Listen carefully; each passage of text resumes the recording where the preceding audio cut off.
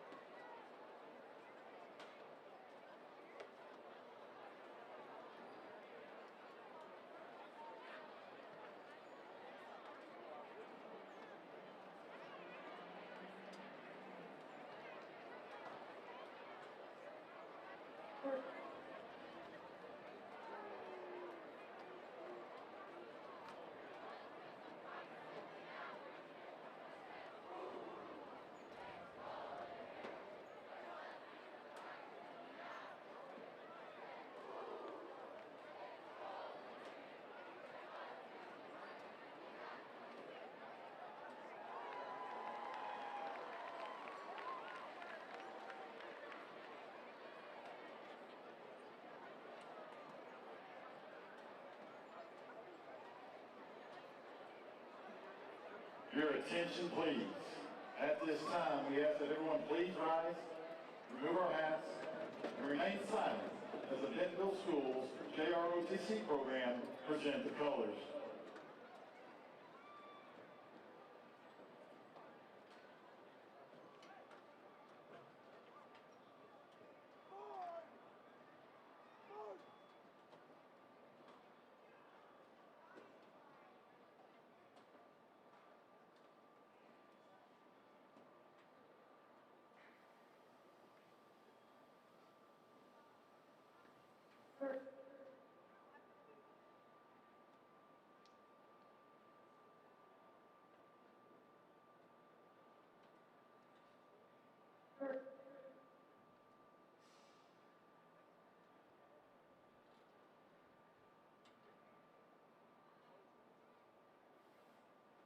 And now, let's place our hands over our hearts as we recite the Pledge of Allegiance, tonight led by the cheer squad.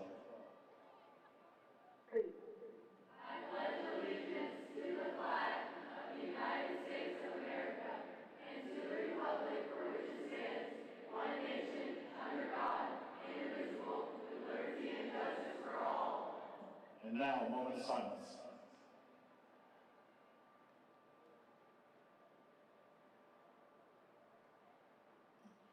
Thank you. And now we want to honor the freedoms we enjoy and pay respect to our country and those who have kept and are keeping our country safe as the Bentonville Pride plays our national anthem. We ask that you please remain standing for the retiring of our colors.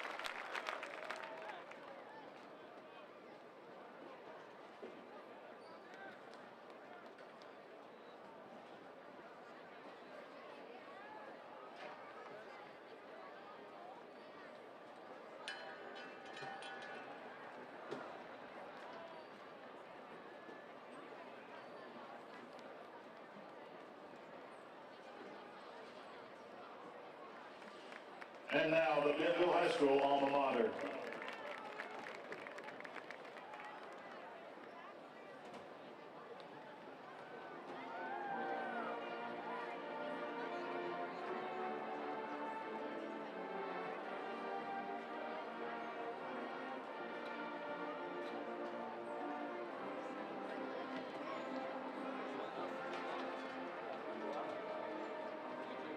Good evening and welcome to Bentonville, Arkansas, where tonight the Union RedHawks will kick off the 2024 season against last year's 7A runner-up in Arkansas. That is their big classification, the Bentonville Tigers, and it is a team with a tremendous history. I'm Rick Corey, joined by Dave Davis down in the field. We have Jeff Johns, Richard Johns here with us, and kind of a cast of thousands here in our booth in Bentonville.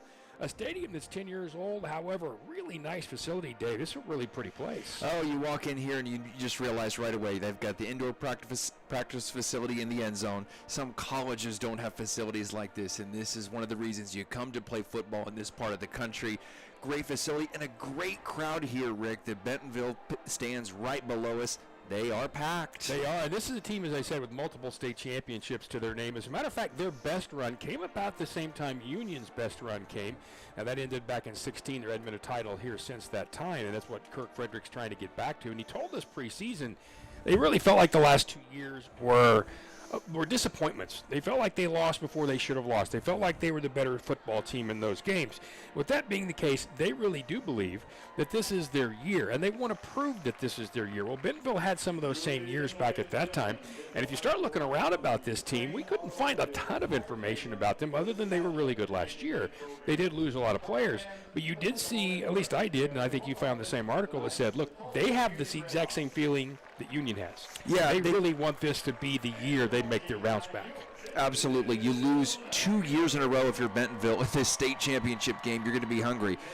Union not far off from that. Jenks last year, 6 overtimes against Owasso the year before. You see these two programs mirroring each other in a lot of ways. They each have the big rival, Union Jenks, Fayetteville, Bentonville. Yep. So it's really going to be fun to watch these two teams go at it. Some of the best in their respective states, and they're right next door to each other. 2-hour drive. Right, and you're looking, too, at an area, of course, in Bentonville where they have, it really exploded. We all know Walmart is here, and as a matter of fact, almost everybody here is probably named Walton at one point, or at least have somebody in that family tree. So there's a lot of money, there's a lot of people, there's a lot of development along Highway 49 here, and you're starting to see it. Now, they split into Bentonville West a few years ago as well, so this is an area that continues to grow. And although I don't know personally, if you're just going to ask me, that I think that this area is as passionate as Oklahoma yet, I think they are getting there. Well, absolutely. And I talked to the athletic director. You know, they're excited for this season to get going. Folks are lined up outside the gate. We did have a little bit of a lightning delay, but that has not deterred anybody. In fact, after the lightning delay, I think even more people showed up,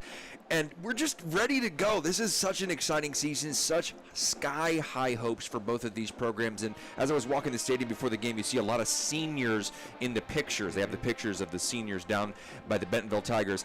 A lot of seniors on this team, a lot of seniors on the offensive line looking for that last hurrah, and some of them, the last time they will ever play football is this season, so very hungry. And as much as we feel good about this RedHawks team, and we were there last week for the preview, we saw Union dominate a Mustang team that traditionally has been a very difficult to beat team. They've always been very hard-nosed. Saw some very good offensive play there. Got some young receivers really step out and do some things. So we feel pretty good about it. But how does their head coach Kirk Frederick feel about it? Let's find out right now. Down with him is Jeff Johns. Well, Coach, after a long delay, here we are. It's finally here, football season. How are you feeling about, let's start with the summer trainings, and how did those go, and what kind of stuff did you see? Really proud of our senior class and our football team as a whole. We had a really good, solid summertime. They held each other accountable, great attendance, good workouts. I feel really positive about this group and how far they came over the summer. We have a lot of guys that are coming back that have been here just like every year, but there's some new faces that maybe people aren't used to. Who have you been excited about, who's just kind of hit that spark in the few weeks leading up to this? You know, I think offensively you get guys that come around. I mean Jesus Ramirez in the offensive line played some last year, got injured a little bit, but has really been an outstanding leader and hard worker in the offensive line, a guy that was kind of a part-time starter last year. Really proud of how he's done.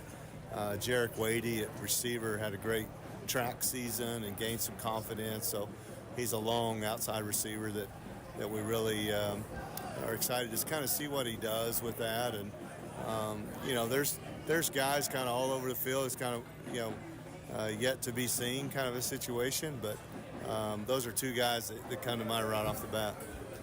And there's a guy that you may know a little bit about him. He may seem like a son to you out there on the defensive side of the ball. How has it felt to watch him grow up and now be a senior on this team and really turn into just a really good leader? Well, I think JT has grown up in the program. I mean, it's all he's ever known, and from being ball boys or working in the summer with all the older kids and watching his older brother come through the program, all those things, he was able to see all that. So, as a coach, I'm really proud of the development of all our guys, but he's one of those guys that, we expect to have a good senior year. And as a dad, really proud of the leadership that he shows on the field and in our school. And he's in with a good class. So it's, I feel very fortunate as a parent to be a parent of a Union student because it really has been a great experience for him. And then the last thing I wanted to ask you about is there's quite a few new additions in the coaching staff this year. Some faces that some of them are from around the area, but some a little further away.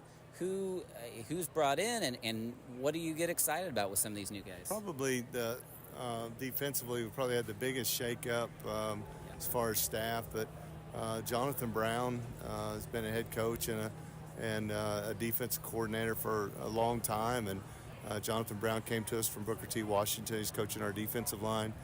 Jeff Brown coached with me for a really long time, became a principal at the high school, so we just kind of went from Coach Brown to Coach Brown there, and got a young coach in Justice Myers. It's his first go at it, but excited to have him with us. Victor Red is coaching in the secondary, and Coach Red was the defense coordinator at Westmore, which we played a couple of times last year. So, from the defensive side, we're all still trying to figure each other out a little bit when you have a shakeup like that. And then, offensively, we hired Coach Danny Smith to work with our offensive line with Coach Jones, and he's also doing a lot of our helping our kids with recruiting. He's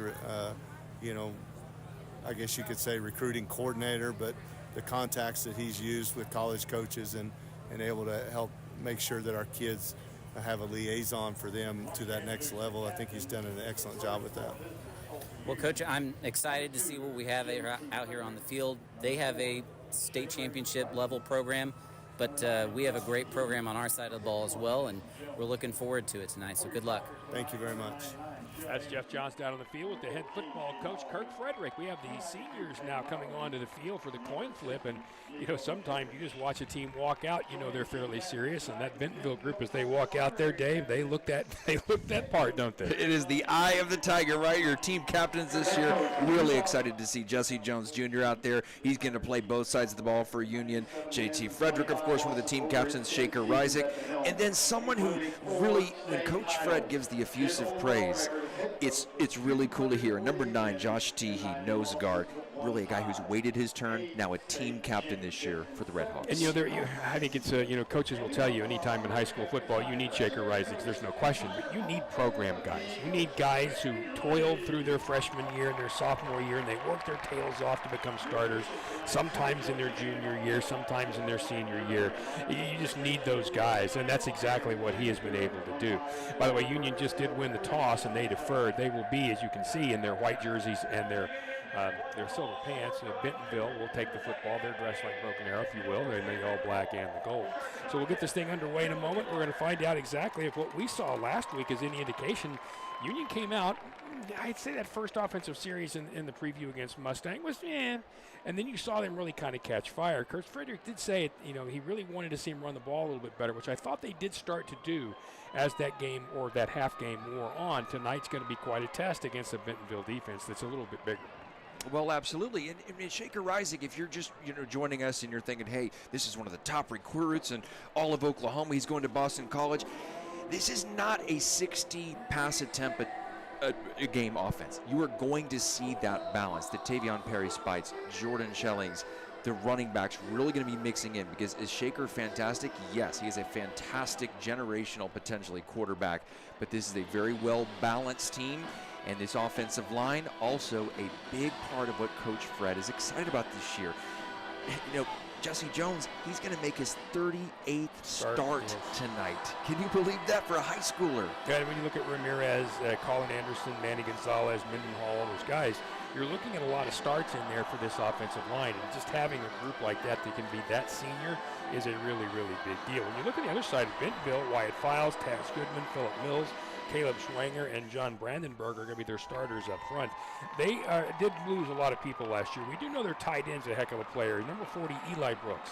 He's an all-state player coming into this year, and that, of course, coming out of the junior year is not something that's always happening. So you're seeing a really, really fine player there. Trevor Grant's a guy you'll want to keep an eye on. Chris Ficklin, he got the 0 number, which they give out to special players here. So there's several guys on this football team you're going to want to watch out for.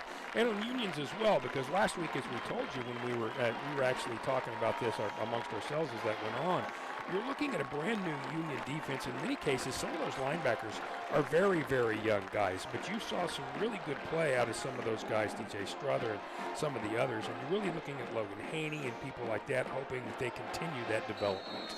Part of what you're missing this year are the Lane Woods. You're looking to replace the Fowlers. You're looking to replace the Isaac Covingtons on both sides of the ball. And so I think this defense is going to be really key. And what Coach Fred was circling with us in our preseason meeting, that front seven especially. But the back end is looking pretty good. Ashton Cunningham, he's our cornerback number 0. Keep an eye on him. He's going to Boston College with Shaker Isaac next year, and he is just a fantastic corner. On the other side, there's been an injury with Noah Gillespie, so there's now Oliver Smith is going to be jumping in as that cornerback. So here we go. We are set to go here at Bentonville, Arkansas. Back deep to receive this kick. Conrad Schmidt's one of the guys back there. Hayden Oliver is back there as well, and so is Mason Hawkins. And we'll get the kickoff coming up here in just one moment as we get underway. For 2024, that kick will come from Gavin Litchfield. Litchfield is going to kick it very, very short. It's actually going to go way out of bounds, so that'll be a penalty flag, and that'll bring the ball out to the 35-yard line. It is there where Bentonville will start. Had a bit of that same problem last night at the University of Tulsa. One in the end zone, one in the stands. One in the end zone, one in the stands. You got to kind of seen some of that. You know, a lot of times if you're just trying to place the ball, all it takes is one little misstep, and pretty soon it's over in the stands. So I'm sure that's something they'll be discussing. Coach Davis, the special teams coach, especially. Gavin Litchfield, somebody, again, Coach Fred is excited about this season. Not the start that either one of them would have wanted, but he's a guy who's put in a lot of practice, so don't let that first kick fool you. Stick with Litchfield. This is somebody they're really excited about. Trevor Grant brings them up. 3 receivers too far to the right side. Chris Ficklin, and that 0 will be the setback in the shotgun. Clap of the hands. You see Union moving a bit. Hand off on that left side. There's a bit of a hole there across the 40, 42, 43, maybe the 44-yard line, so that turns into about an 8-yard gain. Several of the RedHawks up off the bottom of that. Ashton Cunningham, one of those guys, and the man you mentioned a little earlier, Josh Teehee as well, but that's a good 9-yard gain. It'll be 2nd and 1. This is going to be a battle in the trenches, I think. The big offensive line, big defensive line, looking for some big plays here. Grant once again in that shotgun, set short to the right will be one of the tight end H-backs. Again, Ficklin is that receiver. Rolling to his right, he's going to fire Grant, and that's going to be well out of bounds. He was going for Blair Irvin. It was well over his head. There was good coverage out there to begin with, so that really wasn't going to a whole lot of places. Tucker Cook, one of the guys out. Tucker Cook, pardon me, one of the guys out there. Also out there with him was Jaden Lewis, and we will have 3rd down and 1.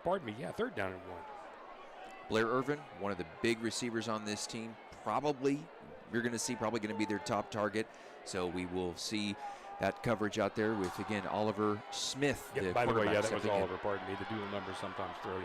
So it's going to be 3rd down and 1 now. Bentonville to the line of scrimmage, first drive. Trevor Grant. Once again, the quarterback in the shotgun. Behind him is Ficklin. He is looking straight. He's going to throw that ball to the right side, and that's going to be well overthrown. Again, trying to go deep. This time trying to go again to Irvin. And again, the coverage out there by the same player. That is Oliver Smith. And that really had no shot. But you understand what they were doing. This is going to be 4-down territory. They're going to go ahead and go for it right here at their own 44-yard line. Well, no, now they're not. They're going to run their punt team out there.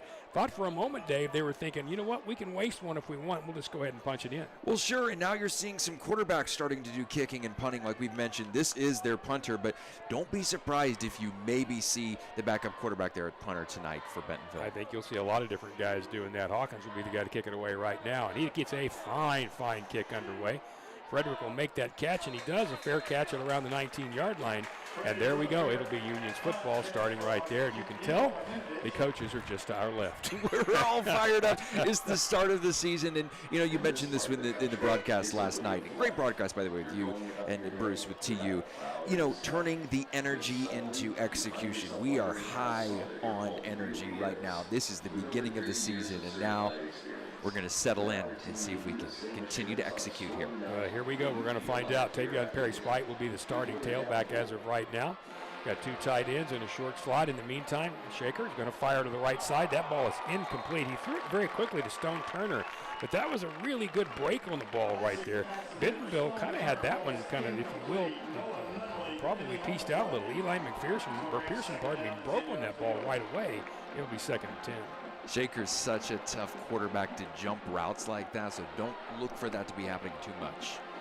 2nd and 10 at the 19-yard line, just underway. Bentonville has punted it away.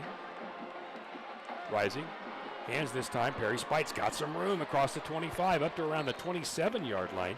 Just kind of lowered the head and bowled his way in there. He got himself about 7 right there. On the tackle was A.J. Looney, or Looney. Yeah, that's going to be Looney. So it will be 3rd down and about 2 now. Right around the 17-yard line, or 27-yard line, pardon me. All Union needs is 2 yards. They crease the 29, they'll get the first down here. Once again, you've got a short slot, or 2, actually, to the right side. Familiar set for Union. Quick snap, handoff. This time it's Schelling, and he busts up inside, and he is going to be really close. It's going to depend completely on the spot. It kind of looks like he might have gotten stopped. The first guy there was Noah Nunley. They're giving it to him, Rick. Good. They're good. It's nice to see because that was one of those you were not terribly sure about. Down to the field and Jeff Johns. Well, I was talking to Jordan Schelling before the game, and he said he feels like he's lost a little bit of his top-end speed from the injury he had last year. Now he just wants to be the big bruiser, 3rd down back who can get a first down every time and just hit somebody really hard. Well, and he's done some of that. Stone Turner is going to take the ball off the left side, and he gets out to around the 33-yard line. It's going to be a gain of about 4 yards, so that's a nice little play. Anytime somebody's tough up the middle, run them wide, that's exactly what Union did right there. Part of that tackle, Luke Fusselman, it'll be 2nd and 6. Stone Turner from Bixby, played quarterback at Bixby. Coach described us as tough and strong, someone that the coach is high on this year with the receiving core. So let's see how this one goes. Rising once again to the line of scrimmage. Perry-Spite to his left. 2 receivers to his left as well. Inside handoff. Spite, not a lot of room. He's going to go forward across the 35. He got himself about 2. We're going to call this 3rd down and 4 for the RedHawks. Once again, you're seeing a lot of good gang tackling out there by this Bentonville team, but it's one of the things they are really known for is these kids play very, very hard defense. Jonah Knapp was one of the guys in on that tackle, and he had a bunch of them last year. Yeah, you don't make it to 2 state straight championships by accident, and especially without having great defense. That would be an interesting matchup with this O-line and D-line. 8:59 to go in this first period. No score. Union with 3rd and 4 at their own 35-yard line, needing the 39. Turner in motion. There's the clap of the hands. Quick throw, and that ball is complete. Wadey at around the 45-yard line. Nice little in route very quickly. First guy there was Mason Oakland. That's going to be good for 12 yards and a first down for the RedHawks, and a really nice quick throw right there by Shaker Rising. Nice curl by Jarek Wadey. Stone Turner was on the outside, near side. He was distracting tacklers. He was distracting the cornerbacks, and Jarek is wide open as Stone is taking that coverage away from him. Nice job on the replay there. By the way, our camera a little offset tonight. It's what happens when you go on the road, so it won't be exactly a 50-yard line of view. Quick boot to the right side, complete out to around the 45-yard line, down to the 40-yard line. Very nice job by Jack Federline, the tight end. He got himself another 15, and a quick throw by Shaker gets the RedHawks another first down.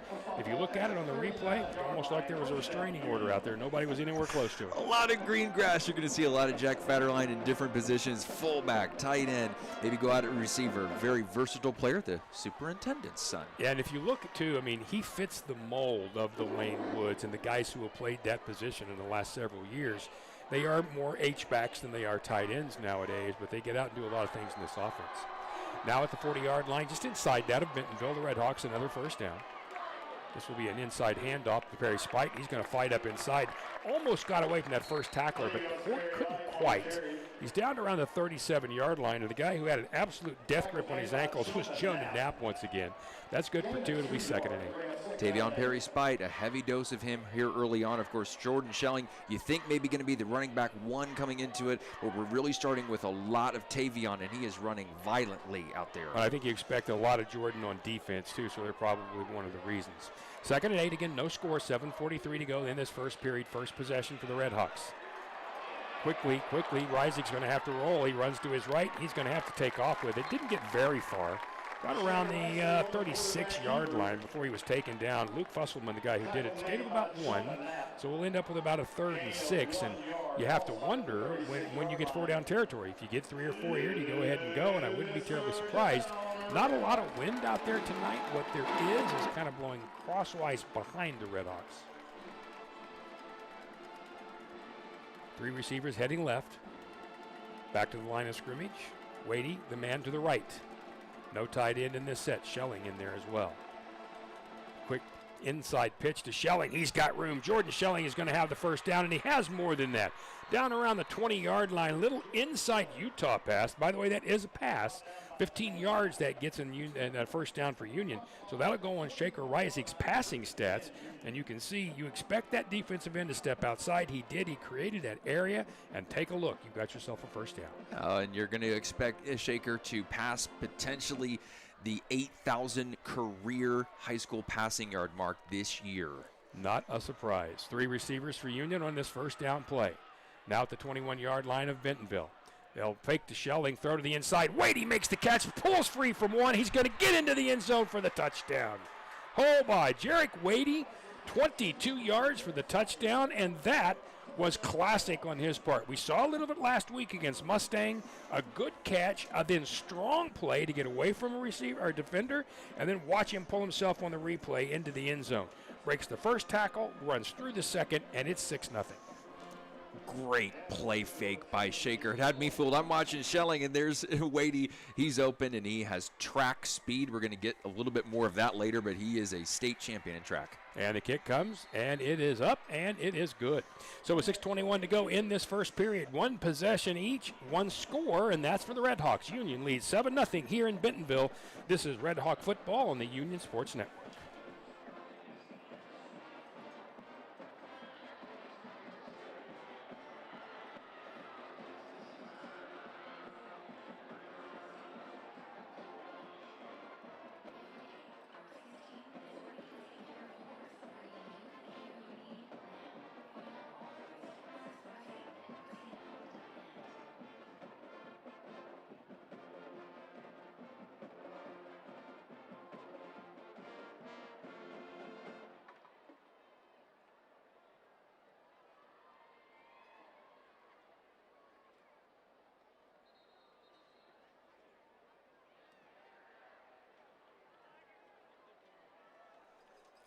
We're back here in Bentonville where Union goes on an 81-yard, 11-play drive before the 21-yard throw and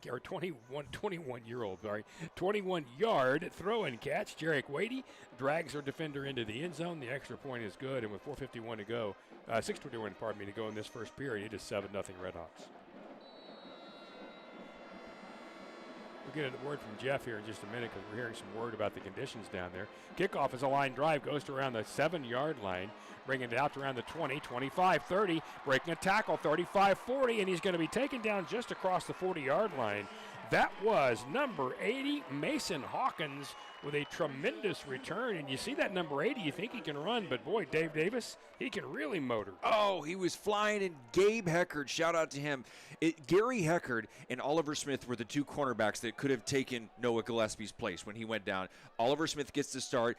Gary Heckard on special teams and saves a big-time gain, if not more, if not a touchdown. Down to the field, Jeff, you're saying the conditions are a little different than you thought. Yeah, it's definitely not hot out here, but Coach was yelling at his staff to make sure that they get water in all of the players, especially the ones going both sides of the ball. I started to wonder why and then realized, you know, with that rain, it does feel really muggy. Quick throw to the left side. That ball caught around the 41-yard line, 42-yard line. Knocked out immediately was Josiah Hammond.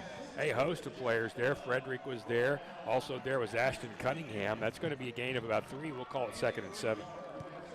Great pursuit, great finish on the screen. That's what you call blowing up the screen pass. They did a great job on that on this near side.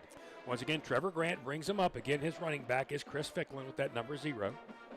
He has a tight end or H-back set left, 3 receivers outside that. There's the quick snap. He's going to fake the handoff, roll to his right, and that ball's completed to the All-State tight end who breaks a tackle and gets to around the 49-yard line. Eli Brooks should have gone down a little bit earlier, and Jordan Schelling just couldn't quite get him down. Ifani was bounced down at the 49, so it's going to be 3rd down and about 2, Dave. Yeah, that's what we're seeing. Jordan Schelling playing the first time 2 sides of the ball this year. Last year he had 1 tackle on defense, so Schelling really taking on a lot of extra responsibility this year. Grant back to the line of scrimmage. Got the double tight or double wing, if you will. Now he's going to look to the sideline. We'll see what this play is. 5.5 to go in this first period. 7-0 RedHawks. There's the snap. Quick hand to Ficklin on the left side, and he is not going to get that first down. They're going to give him just short of the 50, and that is on the Bentonville side of the 50. But he was met by most of that defensive line. The linebackers you also see getting up off that pile. Who else? You see guys like getting up off the bottom of that thing like, JT Frederick and, Jackson Franklin and guys like that. But it's those big guys up front that got there first, and among those were Josh Teehee. It's 4th down. Team captain Josh Teehee expecting big things from him. On this 4th and 1, we have a backup quarterback. Here is their running quarterback. This is Cole Schlepke. He is set very deep. He might even punt, and he will. It's going to be a squib kick or a pooch punt, if you will. That one's going to hit and go out of bounds around the 10-yard line. So it really was not a bad kick at all. But you could see as soon as he came back that he was a little deeper. But he is a young man who has run the football for them at quarterback in the past. So Union gets him off the field again. That is 2 series, 2 outs for Bentonville, and the RedHawks will take over down around their own, we're going to call it the 13-yard line. Here we go. Big time drive here. Up 7-0. You saw Shaker just calm as he could be on that first drive. A lot of Tavion Perry spite on that first drive with the finish with Jarek Wadey. Here's drive 2. 37-yard punt, by the way. Once again in the shotgun. Here comes some motion from Carrasco. Hand off to Perry. Spite got some room. Get up inside around the 18, maybe the 19-yard line. That's a good first down gain. Had several people around him. He got 6 right there, but he was able to get away. Robbie Dubree, the guy who finally brought him down. It'll be 2nd, and we're going to call it about 4, but it's going to be a long 4. You're going to see Tavion a lot this year, returning kicks, returning punts, receiver, running back, somebody that the coach called one of the best athletes on the team, period. And he does like the playing time, as you can imagine. So 2nd down, we will call it 4 now. Motion inside. Reisig going to pitch once again to Spite. He jumps outside of a tremendous block, 25-30. Here he goes, 35 to the 40-yard line. He just almost got away from Parker Schatzman, but could not quite. But what a burst of speed right there. 27 yards for Tavion Perry Spite, and it's 1st and 10 at the 42. Oh, you just love to see it. Someone who didn't get as many snaps, didn't get as many reps last year as they would have liked. Again, heavy dose of him. Shaker is an excellent quarterback, but you have to get the run game involved, and they have established the run. You saw the tremendous block by Miles Davis there on the replay. Nice job by Andy and the U crew. 1st and 10 now at the 42-yard line for Union. They'll fake the handoff. Reisig rolling left, fires. That ball is caught. It is Stone Turner at midfield, makes a move inside. 45-40. Here he goes. 35, 30. Turner at the 25. Can he get away? Not quite. Taken down around the 12-yard line. But that was a tremendous job by Stone Turner to make the first player miss. 44 yards. Finally, A.J. Looney had to drag him down, and it's 1st and 10 again for the RedHawks, now at the 13-yard line of Bentonville. Look at this play develop. Stone Turner coming across wide open on a slant. Shaker sees him immediately, and the ball is there right now, and he takes it almost to the house. Almost got a nice downfield block by Wadey as well in that. So it's 1st and 10, 2:48 to go in this first period. 7-0 RedHawks trying to add to it. Wadey goes wide left. Tavion Perry Spite is in that slot. Going to hand off inside and jumping up to the 10-yard line, down to the 9, down to the 8, down to the 7-yard line. And, you know, if you look at Tavion Perry Spite and that number 28, then you look out there at L.J. McGehee, they look about like the same player. And that's because they're about the same side. And that was L.J. who got 5 on that one. It'll be 2nd down and 5. 26, 28. The numbers are so close. Yeah, there's a lot going about that. Jordan Johnson coming on for Jorge Piedra, it looks like, at this point. Or Chris Mendenhall going off, and then, Sebastian Starkey coming on. So they'll mark the ball just about the 9-yard line. It's actually a long 5, maybe more like 6. The Union's not going to be in a hurry. L.J. McGehee will stay in there at that running back spot. Again, Tavion Perry Spite is now out there in the slot. Carrasco goes in motion. Handoff to McGee. He jumps outside, inside. Now he's going to get to around the 5. Extended that football rather dangerously at first. He brought it back in, though. Aiden Muff was the guy who made the tackle. He got about 4. We're going to call it, I think it's going to be 3rd and about 2, but there is a flag down.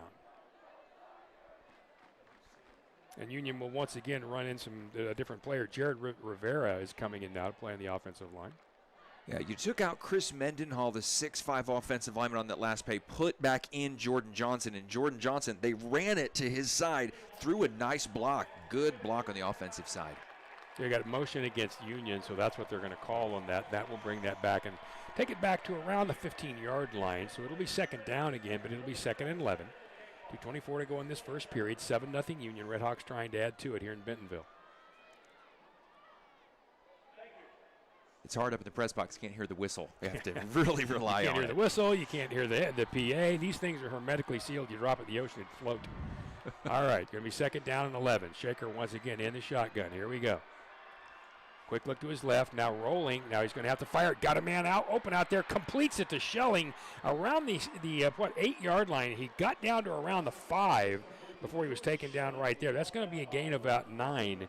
Really, you can credit the tackle to a couple of guys, but he really kind of got his feet tangled when he tried to turn. But he gives Union a very makeable 3rd down and just over 2 here as we get near the end of the first period. Nice athletic, acrobatic catch by Schelling. Good throw, great catch. Schelling will be at that tailback spot. Double tight end for Union. Wadey on the left side now goes in motion. Rising.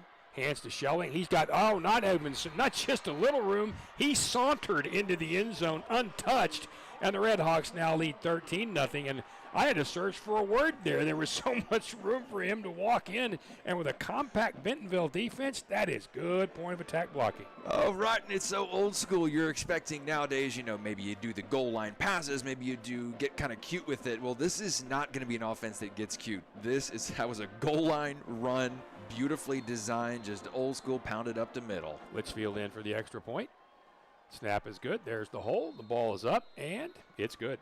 So with 1:40 to go in this first period, RedHawks extend their lead. Now Union 14, Bentonville nothing. It's Union football on the Union Sports Network.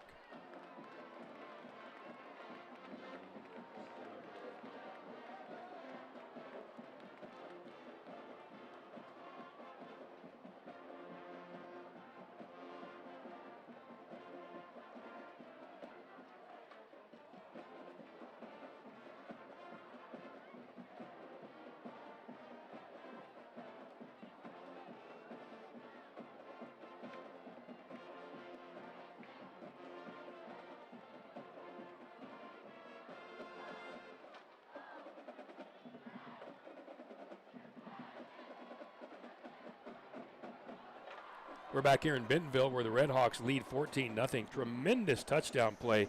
Watch the replay right here and watch the left side of that offensive line. As under center, you will see Rising. The motion draws a little bit with Wadey, but then the hand to Schelling, and he literally could have just danced into the end zone backwards if he wanted to. And after the extra point, we are looking at a 14-0 game. And, you know, certainly after that drive, that's 6 plays, 87 yards. So the 2 drives, 11 plays for 81, 6 plays for 87. The 2 drives between them have taken up almost 8 minutes of this quarter.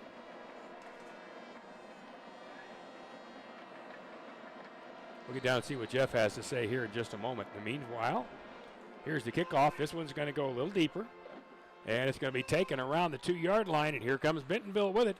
Around the 15 to around the 17. That's going to be about it for Mason Meyer. He'll go down right there, and they'll start 1st and 10. Down to the field, and Jeff Johns. Well, guys, we talked about the push that happened right up front there at the end of that last drive, and really all the way down the field. I talked to Coach Jones before the scrimmage last week, and he was telling me he feels like this is the deepest group he's ever had at offensive line. And I would agree, he's got a lot of returners, and he's got some young kids who are hungry. You're going to see some rotation and not a lot of loss when they go to that next man. By the way, thank you, Jeff. We have a brand-new quarterback. Cole Slepecki is going to come out at that quarterback spot, number 7. Ficklin will stay behind him as the running back. 1st and 10, Bentonville around their own 18-yard line. Handoff, and he looked like he was going to be trapped in the backfield, but Ficklin jumped outside of that. He got away from Teehee, and Teehee made a great initial move. He did get forward for probably about 5 yards before he was dragged down, but that was a really athletic play by Ficklin because he was met in that hole. Dejon Gaines finally made the tackle. Yeah, he's going to be shifty tonight. He's going to be a guy to watch. So we will see if there's any difference here with Cole Slepecki. You can hear the coaches saying that maybe there is. Just to our left. This is going to happen all night long. Hand off again to Ficklin, and he's going to make a move around the 25-yard line, get across the 1st down line. He'll get up to around the 30, 31-yard line. He was forced inside. That's a gain of 6. He was forced inside initially there by Jackson, it was Jackson Franklin, I believe, who forced him inside. You got 2 defensive players wearing number 3. And they're not very different in size, so sometimes it can be hard to tell. It will be a 1st down, though, at around the 29-yard line for Bentonville. Tigers back to it quickly. Slepecki in the shotgun. Straight back to throw. Looks. He's going to fire to the right. Gets it to Ficklin. Ficklin makes a nice grab around the 33-yard line. That ball was really well thrown. Michelling was really close over there, and the ball sailed just past him and just past Jaden Lewis. But that's good for 9, and it's going to be 2nd down and 1 and quickly to the line of scrimmage. Quick throw to the left side. That ball's going to be completed around the 40, 45-yard line, going forward to the 50-yard line. This time, that is Conrad Schmitz. He's taken down by Mr. Frederick right there. That's going to be good for another 11 and another 1st down. Also in there on that tackle is Castellanos. Quickly, again, for Bentonville. Trailing 14-0, and that's going to be the end of this 1st period. And you know what? Comes at a really good time. Union can talk this over and see what's different about this offense right about now. At the end of 1 in Bentonville, just off Highway 49, it is 14-0 Union over the Tigers. This is Union football on the Union Sports Network. Absolute Janitorial Service is a family-owned and operated commercial cleaning company serving all of Northwest Arkansas. They have a long track record for exceptional service and clear communication. Multiple facility types, including office buildings, medical facilities, manufacturing plants, churches, schools, and much more. Give Absolute Janitorial Service a call today for a free quote and see what an absolute difference our services can make for your business.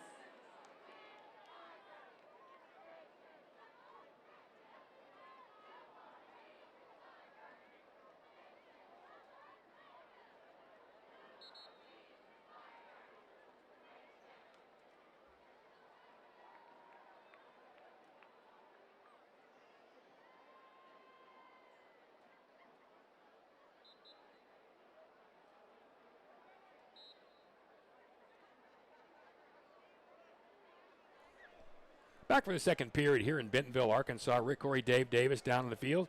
You've heard from Jeff Johns a time or two. Richard Johns here as well, keeping the stats as he has for 110 years. It's about like that, right? That's why his, Give or take. Yeah, he had at least 1 or 2 hairs that were not gray when we started. Those 2 have jumped off his head. Now the rest are all gray, and here we go into another year of Union football. Andy here with us as well, and the U crew. So as we begin the 2nd period, it is 14-0 RedHawks. Bentonville at exactly the 50-yard line, and they will have a 1st down right there. The change of quarterback to Cole Slepecki has really kind of energized them a bit. No receivers, or pardon me, no running backs. Slepecki alone in that backfield as he is in the shotgun. There's the snap. Now he's going to run it straight up the middle. He's got some room, too. He got across the 50, and really nice job by Jordan Schelling to take him down because, Dave, when he first took off, it's only a 4-yard gain. He certainly looked like he had more. Yeah, they were showing a blitz on the outside, and then the two linebackers backed up, and that was exactly what Slepecki needed, but a great closeout by that second level of the defense. So it'll be second down. We're going to call it about 6 for Bentonville. Once again, they're going to go in the 4 to 5 wide. Slepecki will be alone in the backfield. Snap. He's going to have to throw quickly. He does, and that ball's caught by the All-State tight end, Eli Brooks. He's taken down immediately, though. He got about 5, and we're going to call this 3rd down and 1. And he was jumped by most of the people in that Union secondary, but it's going to be a big 3rd and 1. And I do think they're in 4-down territory. Slepecki, once again, with behind him is Ficklin. He's going to hand. No, he's going to keep it himself, and he's going to now toss it out to his left. What an athletic play by Slepecki, and it's going to go for a 1st down. He made a tremendous fake, started to run on himself, and then flipped it out to Hayden Oliver, who was standing near the sidelines. He caught it for a gain of 4 and another 1st down. So now Bentonville continues to roll, now at Union's 37-yard line. In motion. They're going to hand the ball to Ficklin. He's going to jump outside. He's got some room. Ficklin, maybe he gets on his horse. Not quite. Got inside the 30, and instead of being able to get away, he was not able to get out of the grasp of Cooper Mayhew. He was able to grab him, pull him down. Pardon me, not Cooper Mayhew. That was Oliver Smith, pardon me. That's going to be a 13-yard gain, though, and another 1st down, and here they go again. Slepecki pump fakes, throws, and that ball is going to be behind him. That is a backwards pass. That's going to be out of bounds. That's going to be at the 40-yard line unless they say that he was hit as he threw. But even then, that ball should come right there to the 40, and that's exactly what's going to happen. When he turned to throw the ball, he got hit at the exact moment. And, Dave, I think even if he hadn't gotten hit, that might have been a lateral. Yeah, well, right. And Slepecki is really moving him to the line. Go, go, go. And that is a double-edged sword. When you go too fast, sometimes your brain is way ahead of what your body's doing, maybe kind of what happened there, and great pressure. Well, he did pump fake the one time and try to pull it down. So it's going to be 2nd down right now and 39 yards to go or so. Slepecki back again. He's looking. He's going to fire to the right sideline. Ball caught around the 34-yard line and then taken out of bounds rather quickly was Blair Irwin the 3rd, but he had a lot of room over there. One of the guys who was there jumping on that one was Jackson Franklin. That's good for 17 yards. So that's going to take it down to the 23-yard line, and they've made this a makeable 3rd down and about 8. Yeah, impressive drive so far with the one backwards pass, but now kind of making up for it. And you're seeing great closing speed by this Union defense, though. Even when it's open, then it closes real quick. 10:32 to go in this first half. 14-0 RedHawks, but the Bentonville Tigers are driving. Slepecki has really put some life in this offense. Claps the hands. Here comes pressure. He's going to fire to his right. They've got a very well set up screen. Ficklin's got all kinds of room at the 10, at the 5, and he's into the end zone for a touchdown. A really nice call by that Bentonville football team. Union did not come with the blitz, but they did have a lot of people back. They set it up well. They sold it well, and Ficklin gets into the end zone for the first score of the year for Bentonville. Nicely designed. Again, starting this game with Trevor Grant, number 6 for Bentonville. They put Slepecki in. He's high energy right now. He's clapping, getting to the line. They're trying to wear Union out with the hurry-up offense. Just, yeah, Rick, you called it. Just beautiful play design there. And a really nice job. Tucker Cook had a pretty good shot at that, but there was a really nice block thrown on him. Extra point is up, and it's good. It was nearly blocked, but was not. So 10:23 to go here in this first half. It is now Union 14, Bentonville 7. RedHawks get it next here on the Union Football Network.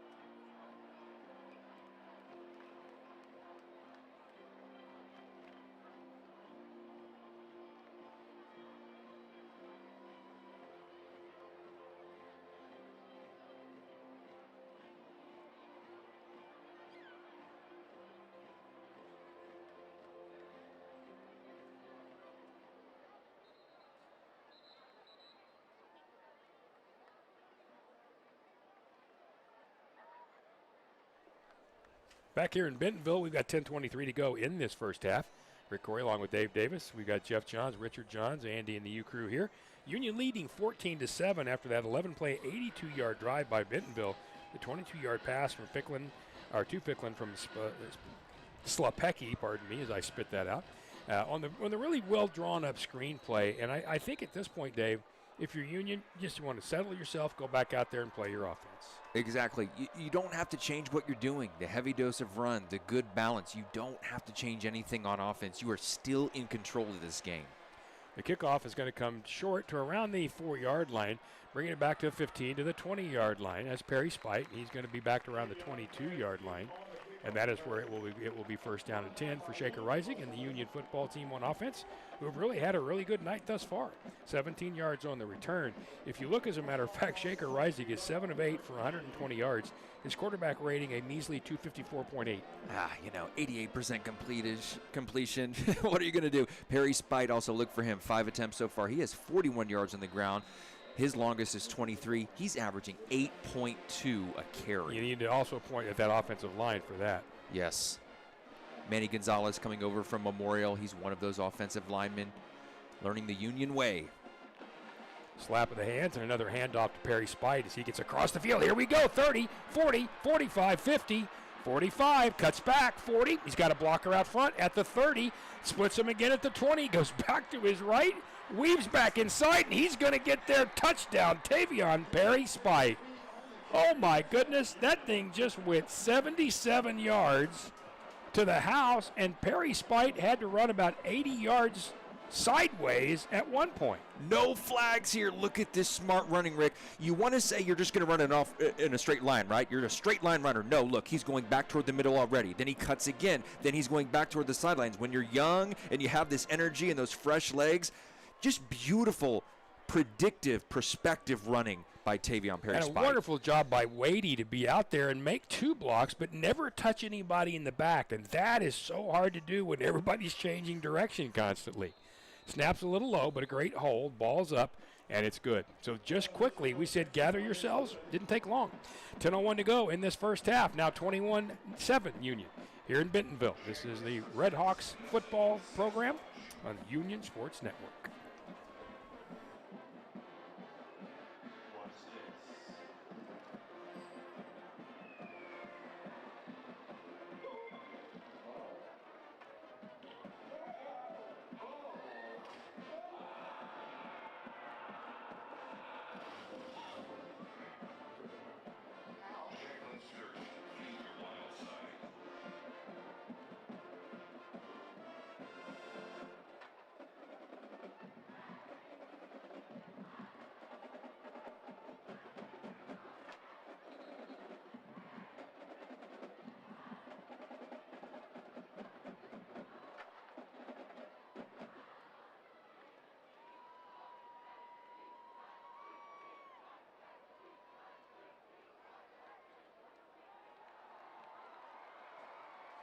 We're back here in Bentonville, and take a look at this. The replay is going to show you some fantastic running by Tavion Perry Spite, but also look at the downfield blocking. Watch as Jarek Wadey, who is way downfield here, is going to make one block, not touch the guy in the back, turn around, go back and make another seal block, and then try to block a third guy. Perry Spite, all you have to do is get in the defender's way, and Perry Spite is going to do the rest of the work. There's no reason for Jarek Wadey to commit a penalty there, and he didn't. So here we go with the kickoff. Now that it's over 100 yards now for Perry Spite, so I'd say a pretty good night so far. It's 21-7 Union. Kickoff is going to come in just a little bit short. Once again, will be returnable.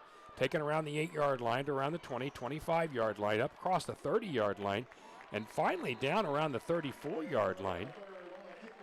They put 3 receivers back to return kicks, and the guy who was able to take that one back was Julian Grundy, and he got that thing back all the way to the 35-yard line, or a 34-yard line. A really good return. This Bentonville team looks like they're pretty serious on special teams, too. Yeah, I mean, you put 3 receivers back, you're giving up a blocker on the front end, and it's kind of a different strategy, but it worked on that one. So the last time we saw Bentonville on offense, they had been really, if you will, kind of, I think, energized by Cole Slapecki. He came in after the first 2 series at quarterback. Now he is back out of the game, and I believe Trevor Grant is back out there again. So Grant, who did not score in his 2 series, will take back over. Ficklin will once again be the tailback. Motion. They're going to hand that ball off and hit in the backfield, but then he gets away. 30, 35-yard line, up to around the 39-yard line. Oh, Blair Irvin III was hit in the backfield by Schelling and really probably should have gone down closer to about the 28-yard line, but he just bounced right off him. He got 5, and it'll be 2nd and 5. 17 yards receiving for him. Now those 5 yards rushing. Very versatile. You're going to be seeing him, I think, all over the field tonight in different positions. He certainly's got a little spark to him, and I know right now Jordan Schelling's thinking, oh, I want that one again. 2nd down and 5 for Bentonville, now at their own 39-yard line. They trail 21-7 with 9:16 to go in the first half. Under center once again. They're going to hand off again. Look out. Here comes Irvin again. He's across midfield to the 45, and inside that, he's gang tackled there. J.T. Frederick, one of the guys there. Also jumping on top of that right there was, I think, Jaden Anderson.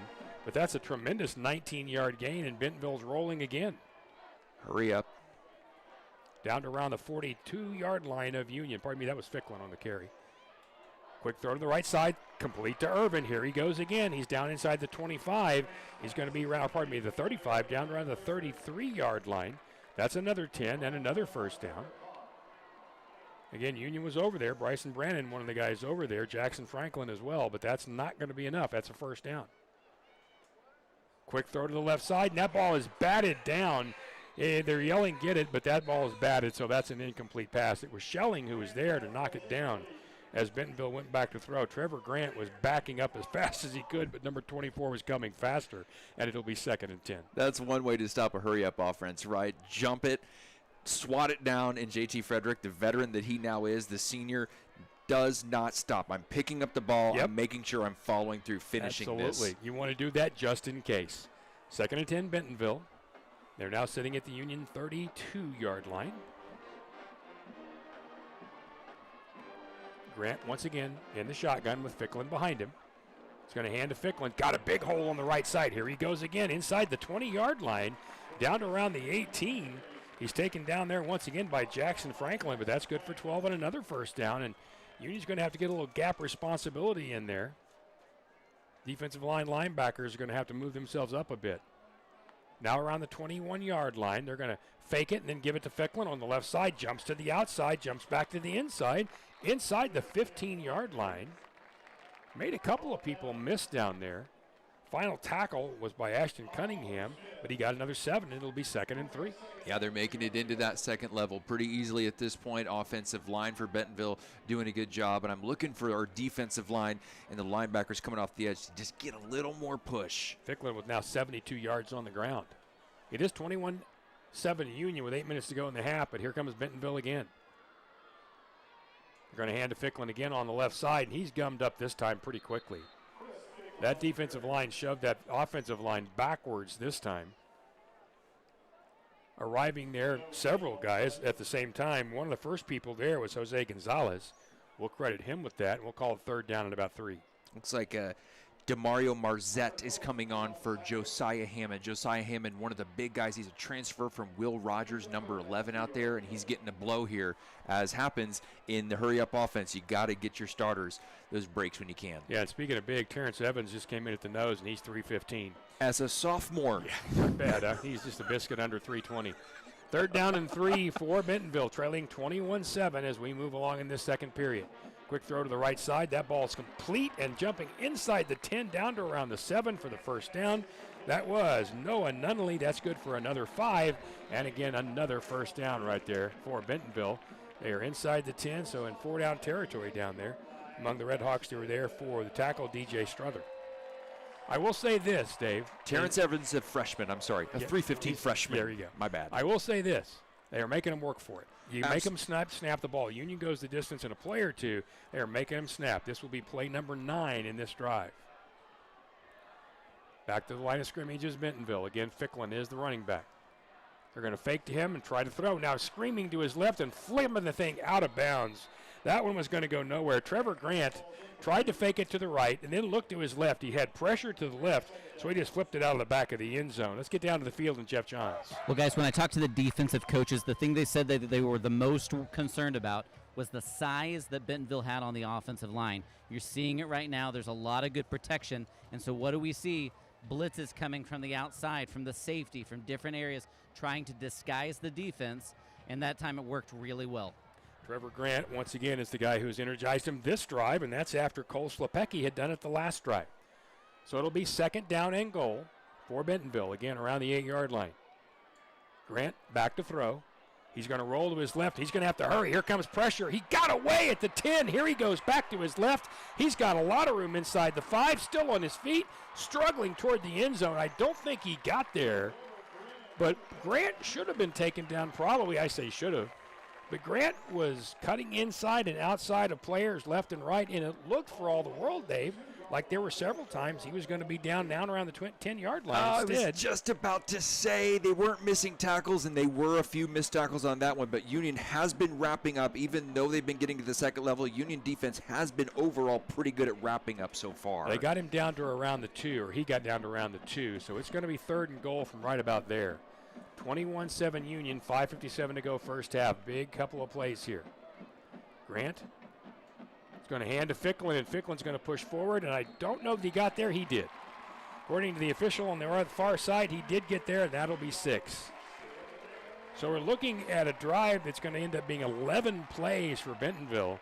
It got him closer. And again, it's Ficklin, who has been very good tonight. As a matter of fact, if you look at Ficklin's numbers, he's in the 76-yard range already if you add that run to it. So it is now 21-13. Extra point upcoming. 31 yards receiving, too. He's doing it all right now. Snap. There's the kick. It's up. Now we have a flag down, so we'll see what that flag is. But the kick by Ryan Finstrom was good. And it would make it 21-14, but let's see what the flag is.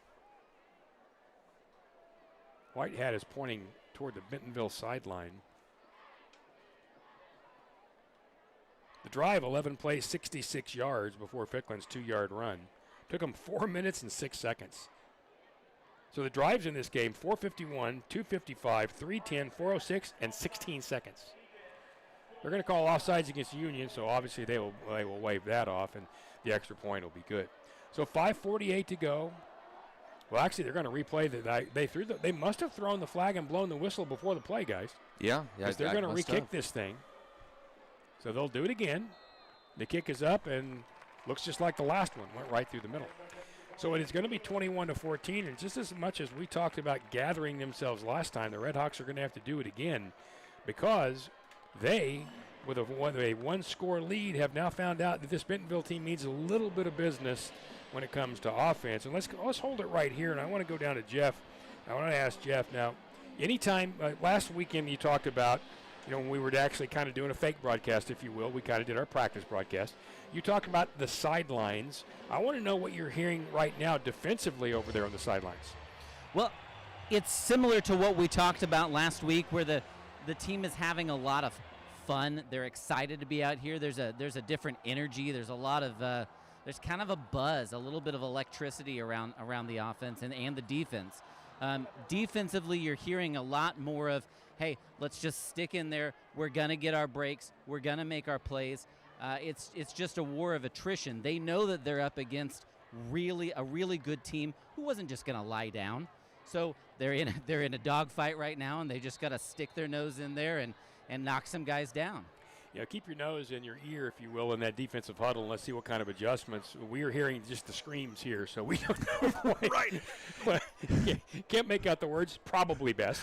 Right. But, we know that there's some enthusiastic encouragement happening. This kick is going to be very short. It's going to come to the right side or left side, pardon me. Really nice job there of grabbing that thing and jumping on top of it, because if you don't, that's Antonio Franklin. If he doesn't grab that is a live football. And he was able to jump on top of that quickly and make sure that Union did not have a bigger problem. So here we go. It'll be 1st and 10 for the RedHawks around their own 33-yard line. Sometimes it's the little moments, the plays that don't happen. Circle that one. That could have been disaster if that goes wrong.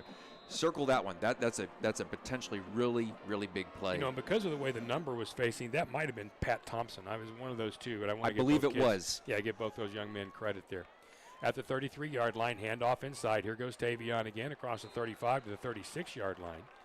So he's going to get about 3, maybe 4 on that. And, right now, honestly, for Union, it's not a thing wrong with grinding out what's left of this clock and making sure that this Bentonville team does not get the ball back again in this second half or in this first half. We'll call it a gain of 3 in 2nd and 7. Rising will have 3 receivers to his right. Perry Spite set there as well. Looking quickly to the left is flip throw, and it's going to go off the hands of Wadey.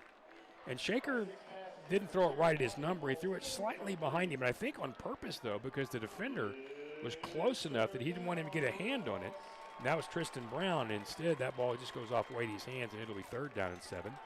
And, boy, just like we just said, you don't want to give this football back to Bentonville right now. That would not be good. Yeah, 5 minutes left. You're getting the ball in the second half to start the second half. You'd love to keep your defense off the field until the start of the 3rd quarter after that first drive. Miles Davis in motion, this 3rd down and 7. Rolling to his right is Rising. Going to have to hurry. Got some pressure. Shaker still running. Fires downfield, and the ball's caught, but he's out of bounds. And, I mean, he was actually clearly out of bounds over there. And that was Stone Turner, but he was standing a good yard out of bounds. So Union will now have a 4th down and around. Well, it's a long 6 or short 7, if you will. He's going to have to kick this thing away. You expect Bentonville to come back, hurry it up, try to tire out the Union defense that was just on the field. We don't know if it's going to be Slepecki. We don't know if it's going to be Trevor Grant, but they've found something there with this quarterbacks alternating series here. Yeah, that series right there for Union didn't last really more than about a minute. So Miles Davis will need a very good punt here to get Union some good field position with 5:02 to go in this half on a 21-14 Union lead. The officials are going to talk about something. Not quite sure what. Jeff, do you have an idea what they're talking about? I don't quite yet. Looks like he just dropped a flag down and is marching it back. But I was listening in on the defensive huddles, and the biggest thing they were concerned about is it's been pounding and pounding and pounding away right in the middle, a little bit outside, but it's all been short stuff, short runs, short passes. And so they are just waiting for that over-the-top ball and telling their guys, stay disciplined, make sure we hit our spots. So they called the legal procedure and back Union up by 5. Davis is going to have to get a good kick here. It's a little bit off the side of his foot, but it's going to bounce in the territory of Bentonville, and in pretty good Union bounce down around the 38-yard line. Nowhere near that back deep was Conrad Schmidt, so that is exactly where Bentonville will start, at their own 38-yard line, with 4:54 to go here in this half, trailing 21-14, and they do have all 3 of their timeouts left. Rick Horry, Dave Davis, Richard and Jeff Johns here, Andy and the U crew here as well in Bentonville, Arkansas tonight. Game number 1, 2024, and a game you really knew was going to be a contest like this. This is a really good football team. And you especially look at those guys, the Schellings, the Jose Gonzalez, the Jesse Jones, who play on both sides of the ball. This could potentially be a really exhausting game, and that's part of what the coaches are doing, managing that, cycling them out, getting the other guys in there, because especially if you're playing on both sides of the ball in a fast-paced game like this, you can get tired real quick. As a 31-yard punt, by the way, Trevor Grant will be back out there at that quarterback spot. Again, Ficklin behind him. That is Chris Ficklin wearing that number 0. In the shotgun is Grant. Going to hand that thing again to Ficklin, and again, he's going to bounce outside. This time, he's not going to get anywhere. He's not going to go down easily, though. I will say this, Ficklin probably should have been down for about a 1-yard loss. He just kept fighting and fighting and fighting and fighting, and finally, he was taken down by Franklin. Had a host of others back there trying to help him out, so it's going to be 2nd down and probably 9.5, but that should have been a -1. That young guy just won't go down. No, he won't. DJ Struther, the linebacker, transfer in from Beggs from Union. Great sniffing out that play and finishing it. Grant once again in the shotgun. Here comes motion. That is Irvin. He'll roll to his right, and that's who he's going to find quickly. Irvin, a little stop inside the 40. Here he goes. He's got more room and across the 50 down to the 45-yard line. And the man just mentioned right there by Dave, DJ Struther made that tackle, but that's good for another 13 yards. And that is really nothing more than let's get the ball to Blair Irvin and see who can make miss. Big-time receiver. Now at the Union 46-yard line. Quick throw again to the left side.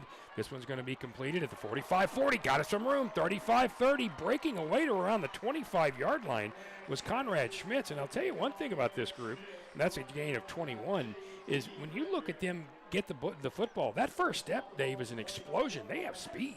Yeah, and the screen passes, they're just doing screens. These shorts are just very well designed, very well blocked screens. That's all it is. Another handoff inside to Ficklin, and he is driven backwards this time. They'll probably give him the line of scrimmage, the 25-yard line. But he was met by several people in there. Again, one of those guys is who we've talked about tonight a little bit, number 9, Josh Teehee. Also Struther there again. We'll call it 2nd down and 10.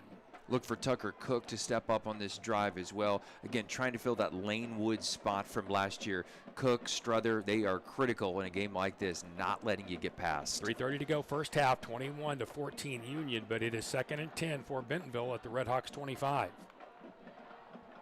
Grant again in the shotgun. Here comes some pressure. Running an option to his right. Grant's going to keep it and cut upfield. He's inside the 20, and he's going to go down to around the 16-yard line before he is taken out. Once again, Struther is one of the guys who's down there to help knock him out of bounds. The other guy there was Castellanos. That's going to be a gain of 8. We're going to call it 2nd down and about 2. And you're seeing a little bit of hands on hips. I think there's a little bit of tired out there right now for this defense, having chased these guys around. Grant quickly throws it out again to his left, and again it's Irvin. He's going to have the first down. He got just across the 15, and that's what he needed. And I mean just across it. Oof. That was very, very close. Again, it was Castellanos who helped take him down, but it's going to be 1st down and 10.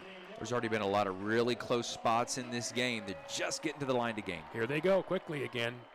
Grant claps the hands, but now waits. Now here he goes. He's going to try to run that quarterback draw up the middle, and he's taken down behind the line of scrimmage. Ashton Cunningham didn't bite the fake. Looked like he might even have been spying him a bit. Drops him for a 3-yard loss. And 2:45 to go in this half. It is 2nd and 13 for Bentonville, now at the 18-yard line of Union. We're getting in the backfield. It's just they're so evasive. You got Slepecki, Trevor Grant, Blair Irvin. They can all skitter and skate. It's hard to get him down, even when we get that penetration in the backfield. Good tackle. You'll see, too, that Bentonville is not in a hurry here. They've got their 3 timeouts left, and they're going to pace themselves as they wish. Grant waits again for the snap. Rolling to his right. He's got a lot of room. Now he fades, and he's going to throw back in the end zone, and that is intercepted in the end zone. That is a brilliant play by this Union defense. Wonderful play. It's Castellanos who makes that interception. There was double coverage back there. He had help, but he came underneath the receiver, high-pointed that football, and that is a big play. Let's take a look at the replay. Exactly what you needed. Everything's going right. DJ Struther again breaks through the line, puts the pressure on, and forces Grant to make the bad decision, throwing it to the back corner in triple coverage. Castellanos, he is fired up. Yeah, that is a really nice play. Union needed that one big time. So with 2:09 to go here in this first half, leading 21-14, the RedHawks will get it back once again. And, you know, the last drive was only about a minute, and you definitely do not want to give it back to them with a minute to go and 3 timeouts. So let's see what this offense can come up with. Schelling will come out at that running back spot. Of course, Shaker Rising at the quarterback. At the 20-yard line of Union, 1st down. 3 down linemen here for Bentonville. Hand off to Schelling. He's got some room. Here he goes across the 25. He's going to get forward to around the 26. That's a good 1st down gain of about 6 yards. A couple of players in there on that tackle. One of the guys off the bottom was Jonah Knapp. One of the others down there was Aiden Muff. And there is a player down. Was that Jesus Ramirez? It looks like he was tapping his helmet like he wanted to come off. He was tapping his helmet, going off, and then I looked away, and he was on the ground. It is Jesus, yeah. One of Coach's favorites. Looked like maybe a shoulder situation. Got Jacob Newby and Dan Newman out there, the Union training staff, and very, very quickly. And as I say favorites, it was someone that Coach Fred was really talking about with Jesus Ramirez, a really versatile guy, got 9 starts last year, 350-pound bench, and he's developed so much. One of really, as Jeff mentioned in the pregame interview, one of the surprises of the offseason was Jesus Ramirez, so you really hope that he's going to be able to get back into this game, because he is a critical part of this experienced offensive line. Yeah, and Coach was telling us it's not that they're surprised by his ability, because he does have starts in his past. It was more the strides he took this year. They, coaches will tell you that you want to know what you're going to get from a player. Well, they thought they were going to get from him, and they got more. And that's always pleasant, but maybe more even than they expected, and that is a really good sign. Now, he is up and walking off on his own power. He's, you can always tell if it's a shoulder, they'll kind of drop that shoulder and not swing it as much. It doesn't look awful. we'll have Jeff take a look at that. We don't want to conjecture really, but just hoping the best for Ramirez. Yeah, the senior, 6'2", 275. Let's get him back out there as soon as we can. I know the staff is going to be working on him. So it'll be second down, and we're going to call it about 4. The ball's going to be across the 25 to the 26-yard line. Union leading 21-14 with 1:50 and now underway, counting here. Back to Perry Spite, as the running back. Quick pitch to him to the right side, and he's going to cut up inside. Not a lot there. He did get around 3, though, so he's going to make it a very makeable third down. He got it to around the 29-yard line. Several up off the bottom again, as usual. Connor Davis is one of those guys. It's going to be 3rd and 1, and quickly to the line of scrimmage are the RedHawks. Rising, quick snap, quick throw to the right side. That ball is caught by Turner, and it was an absolute circus. Turner caught the ball, knocked it up in the air to himself, almost hot potatoed it, and then just skittered himself just past the 30. And I mean, maybe got to the 31, but he got the first down, and that was about as acrobatic and scary a 1 or 2 yard play as you'll see. It was an oh yes, an oh no, and then an oh yes. Great job. And Jeff was right there, Jeff. Yeah, and I wanted to point out that Jesus Ramirez is now back out on the field. He looked like he was fine, just a stinger. Strength test looked good, and he said, I'm good to go. All right, so here we go back to the football game, and Perry Spite takes the pitch, knocks a guy down. Here he goes again. He's off to the races, 50, 45, 40, 35, and he's going to be taken down. He didn't quite win the foot race, but the guy had an angle on him. He's going to take it down to, I think, around the 27-yard line of Bentonville. That was number 16, A.J. Looney, on the tackle after a 42-yard run by Tavion Perry Spite. His vision is incredible, now up to 167 yards on the night. Over 15 a carry. Let's just say that he's looking pretty good. So it'll be 1st and 10 for the RedHawks, now thinking adding to their score with 1:03 to go here, leading 21-14. We're almost to the half. In the shotgun. Fake. Look back, throw to the right side. That ball caught just inside the 20. They're going to give him, I think, the 19-yard line. That was a really nice, really quick throw there. That was Carrasco, his first catch of the night. That's going to be good for 8, and it'll be 2nd down and 2. Quick tackle in there by Noah Nunnally. Look at the calmness, the leadership. 42 seconds, clock ticking, calm as a cucumber. Yeah, it doesn't bother Shaker Rising, not at all. Schelling again, the running back. Carrasco in motion. Hand off to Jordan, up inside. He's going to get close to that first down. I think he got it. I think he got to the 17. Yep, they're just going to wave it a first down. Clock will stop at 26 seconds to go. Both teams have all 3 timeouts. Union up 21-14. And you got enough time to probably run 2, maybe 3, depending on what you do here, and possibly try yourself a field goal. 1st and 10 now at the 18 of Bentonville. Snap quick. And Rising dropped the football. Shaker's trying to jump on it. It is still free, and I think Bentonville got it. Shaker uncharacteristically looked like he took his eyes off that ball just as it came to him, and then it bounced right in front of him and you could almost see the look on his face inside the helmet from up here as he kind of looked at it, almost jumped on it, and it jumped sideways, as balls will do. Well, hey, he only had 2 fumbles the whole year last year. So like you said, Rick, you just aren't going to see this. And then it gets pinballed around the offensive lineman's legs. Not going to see it. The good news is there's only 11 seconds left. 11 more seconds of stopping them from scoring, and you're still in the lead. And you can see actually what happened. He got the ball and started to throw it, and it just slipped out of his hands. And then as soon as it fell in front of him, it looked like he just kind of stared, but instead that ball got kicked. And it was way over to the side. There was nothing he could do about it. Now, these two teams have then turned the ball over to each other in the last 2 drives. Bentonville looking like they're just going to take the knee and be happy to go to half down 7. Yeah, I never trust that play, so let's make sure. Right? Yeah. And that's going to do it. They're going to clock out the half. So we got a tremendous half of football here in Bentonville, and we've got ourselves a pretty good halftime guest, too. We'll keep that a secret and tell you who that is in just a minute. Let's just say he's high-ranking when it comes to Union, huh? We'll do that in just a minute. 21-14, Union leads Bentonville, game number 1 of the 2024 season. Back with more on the Union Sports Network.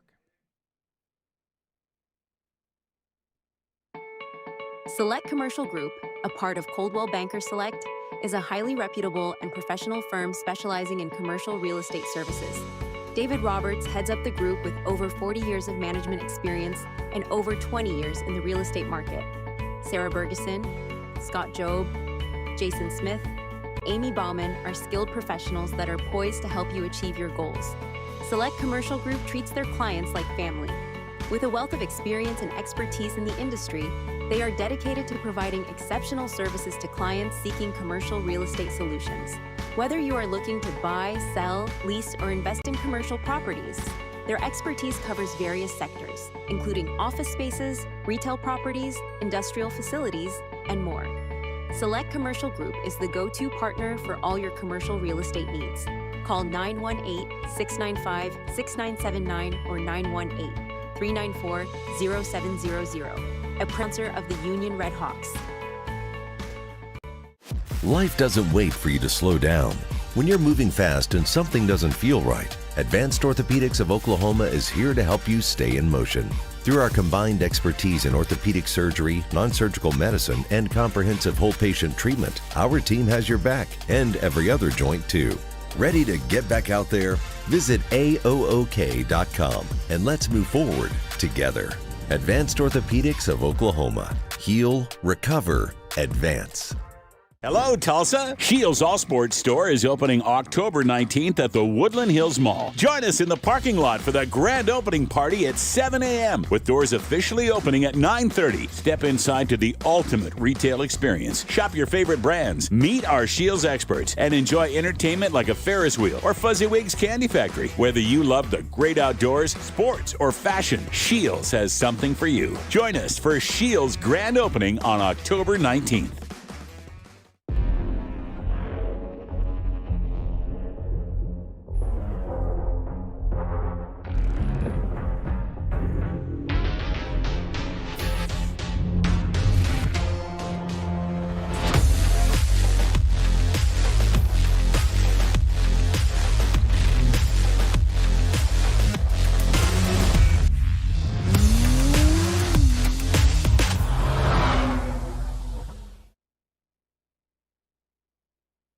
When summer heats up and your AC isn't working right, be cautious of being pressured into a replacement. It's always a good idea to get a second opinion, and Airco will let you know if your AC is worth fixing. So call Airco today for a free second opinion. Does your school or organization need athletic apparel or spirit wear? Let me suggest Inkwell, a Tulsa-based company that can get you the quality you deserve at unheard of and unmatched lead times. Talking 2 weeks or less, not 2 months like most others, and can do it as much as 60% less than most of the big guys out there. So join the likes of Sand Springs, Union, Broken Arrow, Jinx, Oolaga, and Glenpool to name a few, and get your customized sublimated uniforms, including Under Armour, Nike, or Adidas at InkwellNation.com. The right way to top a sub is with real red wine vinegar made from red grapes and no food coloring. And the right way to film it is in slow motion. Obviously. Because authentic ingredients make a sub above. Racing towards the end of the month? Ask about our early pay options. TTCU Federal Credit Union. Life is better in balance.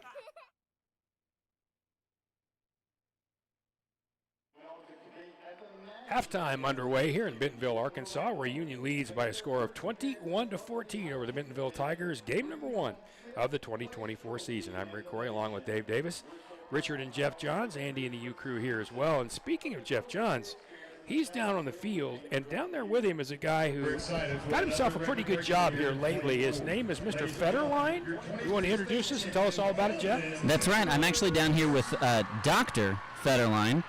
Dr. John Federline comes here, and he's been at Union for a long time. You've got a long history here. Tell us a little about what the journey's been like. You know, it's been unbelievable. I've been so fortunate to have some incredible mentors in Dr. Burden and Dr. Hartzler.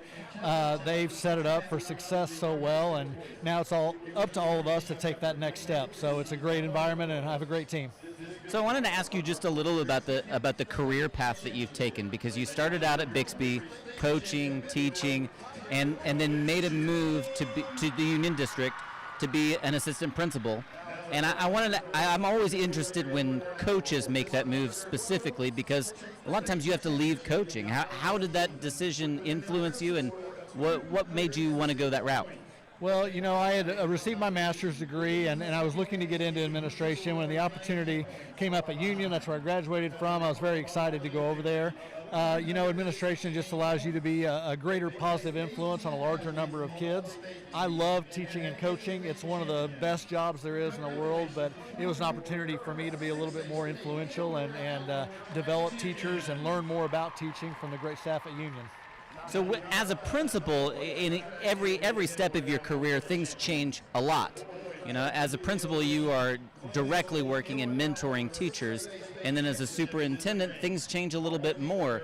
How did that transition change you, and what kind of mentorship opportunities do you get to do now? I think at any level, one of the biggest things we can do as leaders, not just in public education, but in any industry, is develop leaders behind us. We want to make sure that we develop an environment where if we were to leave, things are running along just as smoothly as they were or even better. And that means you've cultivated good leaders that are coming in behind you, and they have their own opportunities. And so we're very excited to have a lot of great leaders at Union. And again, it's just an incredible team effort. So you served for a year as the assistant superintendent, a year as the deputy superintendent, and I wanted to ask what the differences are between assistant super and deputy super. There weren't a whole lot. A lot of the job responsibilities were the same. Moving into that deputy superintendent role was just my way of getting into some of the day-to-day operations that the superintendent does. Kurt did a lot of public relations things during that last year and allowed me to take over some of the day-to-day operations to really see what it was like in that role. So you were pretty ready to take over the job as soon as he was ready to retire. Yeah, we worked very hard on making sure that we have smooth leadership transitions at Union. His transition was very smooth when he took over for Dr. Burden, and we worked very hard to make sure that mine was smooth when I took over for him. So I don't know if you know, Dr. Hartzler and I got to know him pretty well because I was working at Starbucks when he was this last year as a superintendent. And for those of you who don't know, Dr. Hartzler really, really likes his Starbucks. Absolutely. Oh my gosh, everywhere we were able to travel, that would be the first thing we would do is he would locate where the Starbucks is and make sure he got his order in every morning. And it fluctuates between the black coffee and which pastry he's going to go with that. Right, exactly. He's got his order down. I know it by heart because I've been with him so much, and he's probably got one in his hand right now. I would agree with that. So, as a superintendent, you've been through a lot of different adversity situations during your career. You were developing an action plan and directing the secondary level teachers when COVID hit.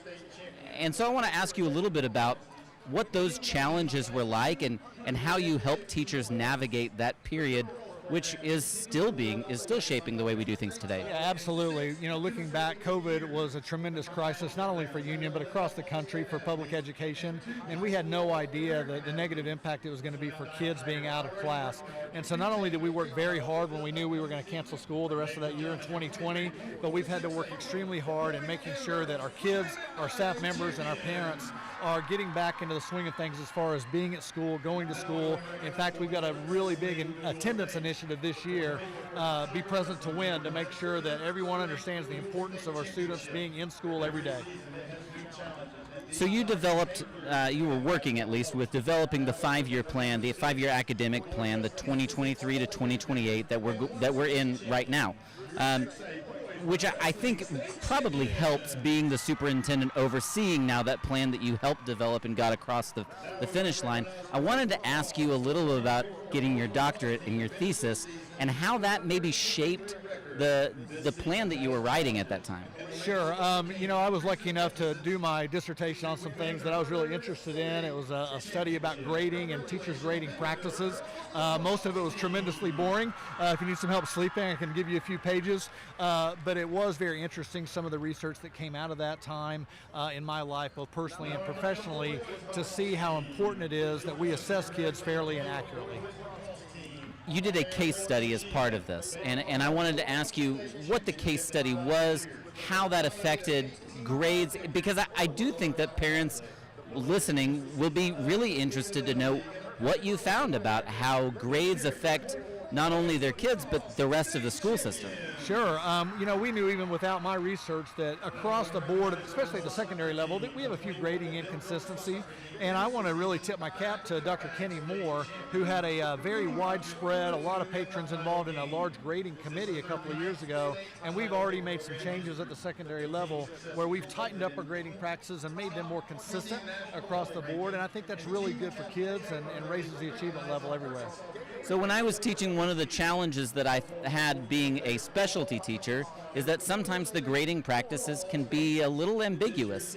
How do you address that kind of consistencies with teachers who coach or with band or with drama? Sure, it's always a balance because, grading practices for an individual teacher are pretty sacrosanct, and we want to make sure that teachers have the ability to grade and assess how they need to in their classroom. But we also have to balance that with consistency across grade levels and across subject areas.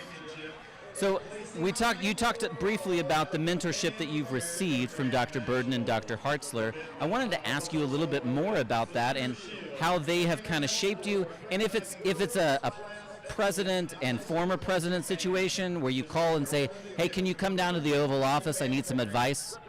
I talk to them both regularly. I texted Dr. Burden a couple of weeks ago. I talked to Dr. Hartzler pretty regularly as well.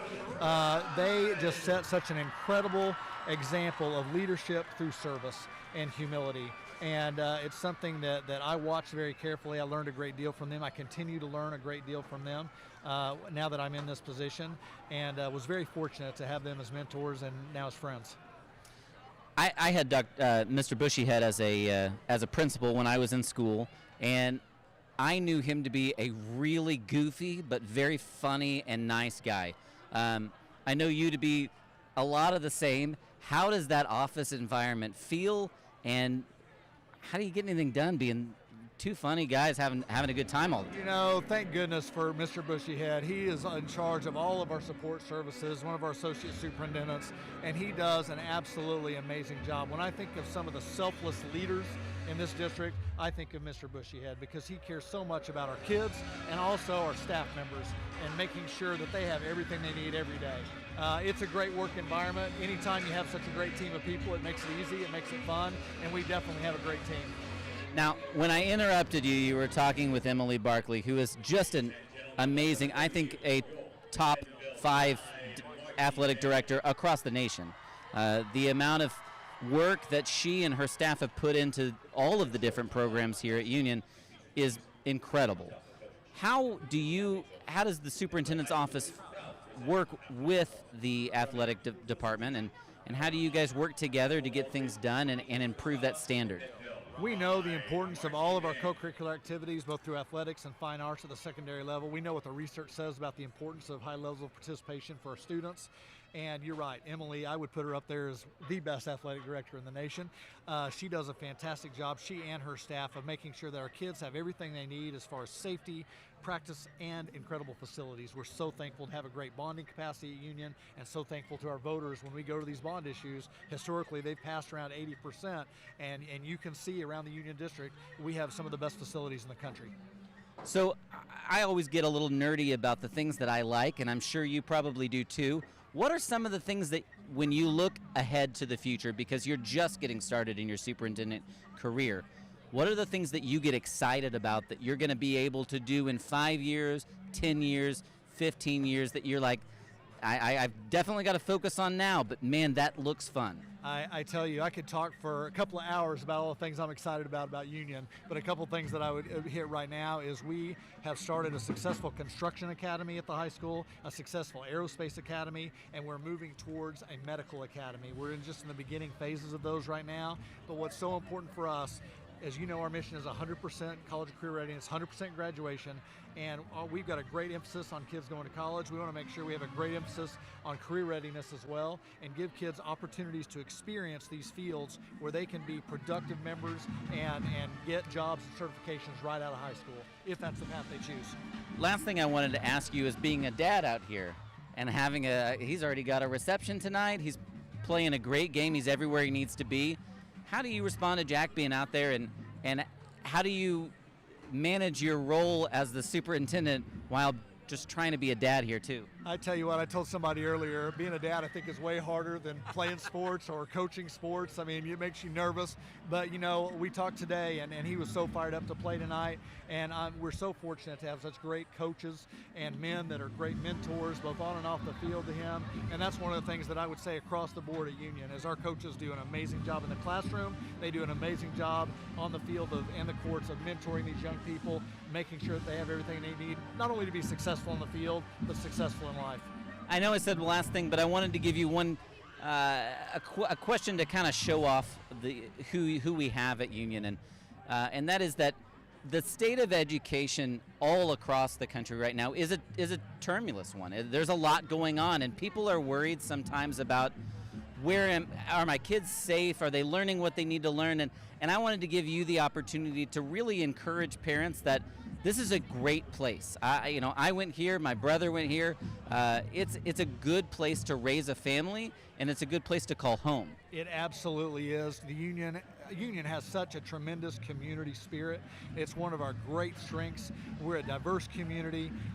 We are welcoming to everyone. It's a place where everyone can thrive. Whatever your student is into, we have the program for it. We have the facilities for it that you will not find anywhere else, private or public school. And so I encourage our parents to really get into serving at their site level, joining the PTA, being active in that, and being active as far as communicating with their teachers and their administrators, and that communication goes two ways. We do a great job of letting parents know what's going on in the classroom on a daily basis, making sure everybody knows safety is our top priority, and our kids are going to have the greatest opportunities in the United States. I appreciate your time, Dr. Federline. It's always a pleasure talking to you. We've been on the sidelines together a couple of years now, and it's always fun being out here with you. Absolutely. It's always a great time, and I know we probably made some adjustments at halftime. Bentonville's a tough team. We knew they were going to be tough coming in, and so we're up a touchdown. Hopefully we can get that lead spread out a little more after halftime. I should have expected the defensive adjustments from you at the end of this as well. Thanks. Absolutely. Thank you very much, Doc. Right, thank you. Thank you, Jeff, down in the field. That is Jeff Johns with Dr. Federline. He is the now superintendent here at Union. I'm Rick Corey, back with you here at Bentonville High School, along with Mr. Dave Davis, as we join you at 21-14 here. The band just finishing up, so we're going to keep it right here, and we're going to run through a few stats. Before we do that, though, I want to get you some other scores from around the state, specifically from the teams in our area. The most important one is this one, of course. 21-14, Union leads here at the half, and it was a well-played first half. Harbor, they is not far from here, taking on Broken Arrow tonight. Harbor leads Broken Arrow by a score of 21-14. It is the Bixby Spartans and the Owasso Rams meeting up tonight. Right now, Owasso leads that one in the second quarter by a score of 13-7.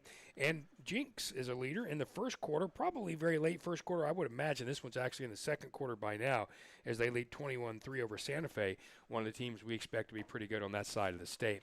So, Dave, we've got the stat sheets here in front of us, and you take a look at it. The score, of course, 21-14, the most important part. But you start looking at the total yards in this game, 141 for Union, 78 for Bentonville, and you'd think, all right, they're winning going away. And there was a time it was 21-7. Bentonville has kept this close with long, chugging drives. They've had a couple of big plays in there. Union's grinding it up on the ground, including Tavion Perry-Spite with 125 yards. I think Tavion's the key to the second half because, look, what's happening now? He has only 8 carries for 125 yards. He's ripping off 15 yards a carry. So in the second half, Bentonville defense, are they going to start cheating up? Is the backfield going to start creeping up? We're going to try to stop Tavion. And then Shaker hits him because, you know, Shaker is the best quarterback prospect in the state of Oklahoma. He's 10 for 13, had the, I would say, fluky fumble. I mean, he only fumbled twice last year. He had the fumble, but 172 yards, 1 touchdown. So are they going to start cheating up on Tavion, trying to stop the run? We're getting gashed on the ground, 125 yards, and then Shaker can really open things up. And Bentonville has run it very well themselves, as a matter of fact. If you take a look over at Chris Ficklin, he has 75 yards. He's averaging 6.2 a carry. Trevor Grant's averaging 3.7. Of course, Perry Spite, as we mentioned, averaging 15.6 right now, but Jordan Schelling's averaging almost 4. And L.J. McGee, who had a couple of runs, averaging 4 as well. 313 total yards for Union in the first half, 208 for Bentonville. Look at it, 521 total yards between these two. We're going to have one of those games well over 1,000 yards of total offense unless something really strange happens. Now, Dave mentioned Shaker. He's 10 of 13, as he said, for 172 yards. Trevor Grant played the first couple of series for Bentonville. Then he was replaced by Cole Slepecki. Now, Sapecki came in and really kind of revitalized that Bentonville team, got him a touchdown. They went right back to Grant, and I was really surprised by that. But in the last couple of drives, he's led them to scores as well and has been very good. Yeah, you see high energy for both of those quarterbacks, and you can see why they're trotting them both out there, seeing what they can do. What I really like about this, and you mentioned it, the yardage, we have the yardage advantage. There's only 2 penalties in the entire game. For the first game of the season, and you're traveling to Arkansas, and you've never played at Bentonville before, Union only has 2 penalties. Bentonville has 0. This has been a very clean game, especially for the first game of the season. Well, now, I will say this. As a guy who's done a lot of college football games over here in this state, anytime the home team has no penalties and you have them, it's not a real surprise. But it could be worse, right? I mean, we have 2.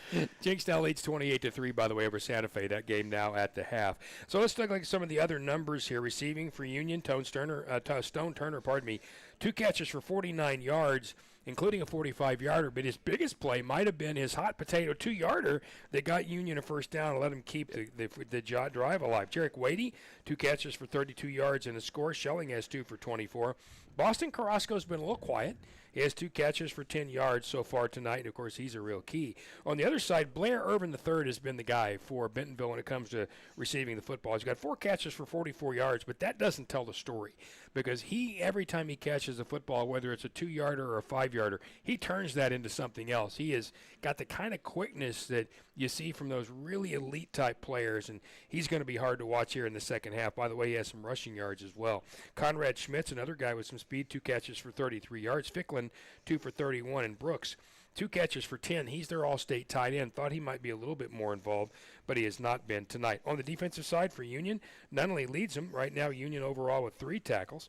He leads Bentonville with 3 tackles. Looney has 3 as well. So does Dubry and Aiden Muff. It is Franklin leading Union. He's got 8 total tackles overall. DJ Struther has 5, Castellanos with 3, and then Friedrich has 4. So that's what we're looking at when it comes to stats. Teams are back out on the field and warming up. They put another minute or so on the clock, but we are getting ready to roll. And I think the interesting thing partially is just going to be, Dave, to see who goes out there and plays quarterback for Bentonville this second half and if there's any consistency there. And then, of course, you heard Dr. Federline say, how do you make adjustments? And we know that those things are going to happen. If you're Union, defensively, you don't want to change a ton up front despite the fact Bentonville's been able to run it. I'd say more than anything, it's tackling. And, look, I'm not going to blame them for poor tackling because these are very talented players. But if you get guys down on the first or second contact, we'd see probably a third less yards right now. Yeah, well, and your leading tackler, you just said it, your leading tackler is a safety for Union. Jackson Franklin, he's 6'3". He's a rangy former catcher at Jenks High School. He's one of those transfers. He's an Air Force commit. So he's having to make a lot of those tackles on the back end. And again, you may see that different in this half because Union receives the ball to start the third quarter. You sideline Bentonville's offense. Hopefully you put some more points on the board, and then the pressure is really going to start to crank up on Bentonville. We can hope that is the case. Teams are about ready here. We're in Bentonville, Arkansas. We are a little later than normal, and you see that probably. We had a lightning delay to begin the game. As a matter of fact, on the drive over here, you drive through an absolute monsoon for about 200 yards, and it'd be completely dry on both sides of it. And kind of what happened over here, we had some fronts that kind of sat in one place and didn't move a lot, and it did cause some delays. It wasn't bad. We got underway around 7:30 or 35, something along those lines, but it was a bit of a delay. Much like an Owasso game, those games start at 7:30, so not much different right there. Right. So Bentonville, as Dave said, will kick this thing off. Union's still on the sidelines there as they prepare. This stadium, you're going to think, hey, man, this looks really new. Well, it's actually about 10 years old, but it is extremely well taken care of. It reminds me a little, it's a little bit like Owasso, honestly, but newer. If you've been in that facility over there, a little bit newer. Dave mentioned the indoor practice facility that's just off to our left or off to the north here. But a really nice area. This is such a growing area here in Bentonville with the Walmart and all the folks who are close to here who are vendors. And it creates a little bit of money, creates a little bit of people here, and it actually created a school split as they went to Bentonville West here a couple of years ago as well. Oh, Andy says this is brand new turf. All right. You know, that's the, you have a stadium like this, you keep making upgrades and improvements, and brand new turf. Yeah, somewhere there had to be a Walton involved in that. So the kickoff is going to go down to the around 2-yard line. Going to be taken there around the 15. Sperry Spite around the 20-yard line. He's going to get it forward to around the 24-yard line. Somebody, and I couldn't tell who it was. I think the guy who had a hold of his foot was Connor Davis. And he almost pulled his shoe off as he was trying to get him down. He finally did around the 24-yard line, and that's where Union will take it first down. Yeah, you get excited when you tackle number 28 on a night that he's having. And remember, coming into the season, if you're following it last year, you're thinking, oh, Jordan Schelling's going to be the number 1 running back. He was a 1,000-yard rusher last year, but it's Tavion Perry Spite. Jordan Schelling, as we've been mentioning, playing linebacker pretty much every snap. Although he's come out right now to start, Will Jordan, in this running back spot right now. So it'll be 1st and 10 for the RedHawks at their own 24-yard line. We're leading. They are 21-14 as we begin this third quarter. Handoff inside. Not a lot of room for Schelling. He was able to pull free, though, and a helmet pops off out of the middle. He got about 3. You're going to mark him up around the 27-yard line. And the helmet came off of big number 80. I think that's 88 or is that 89? That's 98. 98. Yep. It's really, that dude's hard enough to. Kellen Rona. It's Kellen Rona, but he's so big it's hard to read his number. Right. It's stretching from coast to coast for sure. So's that jersey. Yep. All right, so down around the 27-yard line for Union, it'll be a 2nd down and about 7. Perry Spite comes back in. They just call him Tay. Quick throw left side. That ball is going to be caught and just dropped in the backfield for a huge loss of Stone Turner. They jumped that one in a heartbeat. That's a loss of 5. First there was Jonah Knapp, but he had some help, and this is going to bring up an all-important 3rd and 11 from Union's 23-yard line as we just get underway. So it looks like some adjustments were certainly made on that Bentonville side. Yeah, and you're looking on the receiving side. Carrasco, you'll look to see him get more involved here in this half. You'll think maybe Wadey has a few more catches. We'll see what the dial up here. 3 receivers go to the left side, and one of those is Wadey. Out there as well as Carrasco, and so is Stone Turner. Now motion. Slap of the hands. Here goes the throw. Middle of the field. It is knocked down. That was a very nice play by Luke Fusselman. Trying to get that ball to Carrasco, and Fusselman taking the inside underneath, just reached up and swatted it away, and so Union will go nowhere on series number 1, and they need a very good punt here from their kicker, Miles Davis. Yeah, Shaker stood in there. Under pressure, threw it, and like you said, just got undercut on that throw. Conrad Schmitz is the guy back to return this thing, and he's up around his own 37, and that cat right there can scoot too. So just underway in this third period, leading 21-14. Union needs a good punt here. Miles waits. Good snap. There's the kick, and he kicked away from him a bit. That ball's going to hit and bounce sideways, and really a bit of a Union roll. Not a lot, though. That's going to only go around the 43-yard line, 32-yard kick, and Bentonville will have excellent field position as we begin their first series. And the question is, who will come out at quarterback? Are we going to see Trevor Grant or Cole Slepecki? Cole Slepecki has yet to throw an incompletion. Perfect 6 for 6 on the night, but there he is, going to come out for this first drive for Bentonville of the second half. Now, both those guys have been very good. The guy behind him, of course, been very good as well. That is Chris Fickler. So it'll be 1st and 10 Bentonville with tremendous field position at their own 43-yard line. Slepecki with 3 receivers. He's got Ficklin to his left.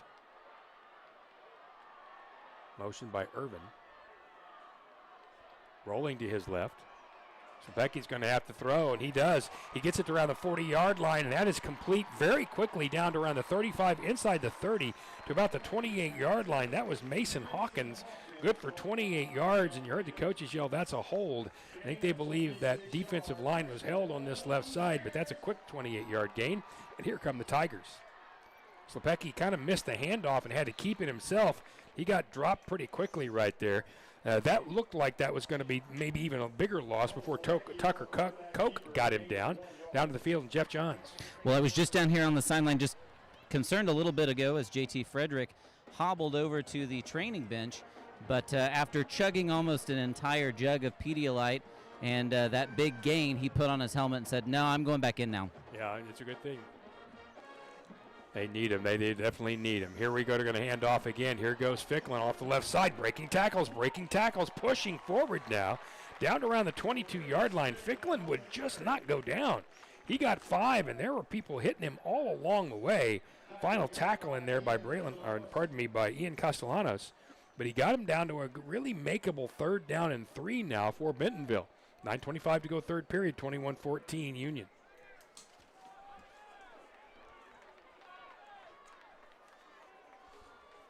To the line of scrimmage, Slepecki. Big 3rd down and 3, but you have to figure 4-down territory here. Tried to draw Union off, did not work. Hand off to Ficklin, and he is stoned. He is hit as soon as he got the football. That was DJ Strother, and he lost maybe about a foot, and it is a big, big call now on 4th down. Strother, that's his 4th tackle of the night, and I was watching him the whole way. He hits the A-gap, swims in there, and makes the tackle. Great job of sniffing that out by DJ. They're going to mark it at the 18-yard line, so it is going to be 4th down and 3. You do have to be very careful not to jump off sides here. On a huge play, a 21-14 Union lead early in this 3rd period. Tight end right side, 3 receivers there. Slepecki looks. Now he's going to have to run. He's got room, and Slepecki has the 1st down. As a matter of fact, more inside the 10. He'll go down to the 7. One man had a shot at him, but not quite able to get him down. Ashton Cunningham got in there. So did Jackson Franklin, but not before he got 15 yards, and here comes Bentonville. Quickly to the line of scrimmage. Hand to Ficklin. He jumps inside at the 5, outside, and he's going to get in the end zone. We are close to a tie game. Bentonville on a big 4th down when Slepecki had nowhere to go, worked his way forward for the 1st down, and Ficklin scores on the next play. It's 21-20. This offensive line for Bentonville, as advertised, full of seniors, full of experience, and they are really having a good start to this second half. Union's got to shut it down. Biggest deal is just the guys breaking tackles, and they're doing a great job of it. Ryan Fernstrom on for this extra point, a big one. Snap, kick, it's up, and it's good. So with 8:05 to go in this 3rd period, we're all even again. We played this long, and it's 21-21. Union gets it next here on the Union Sports Network.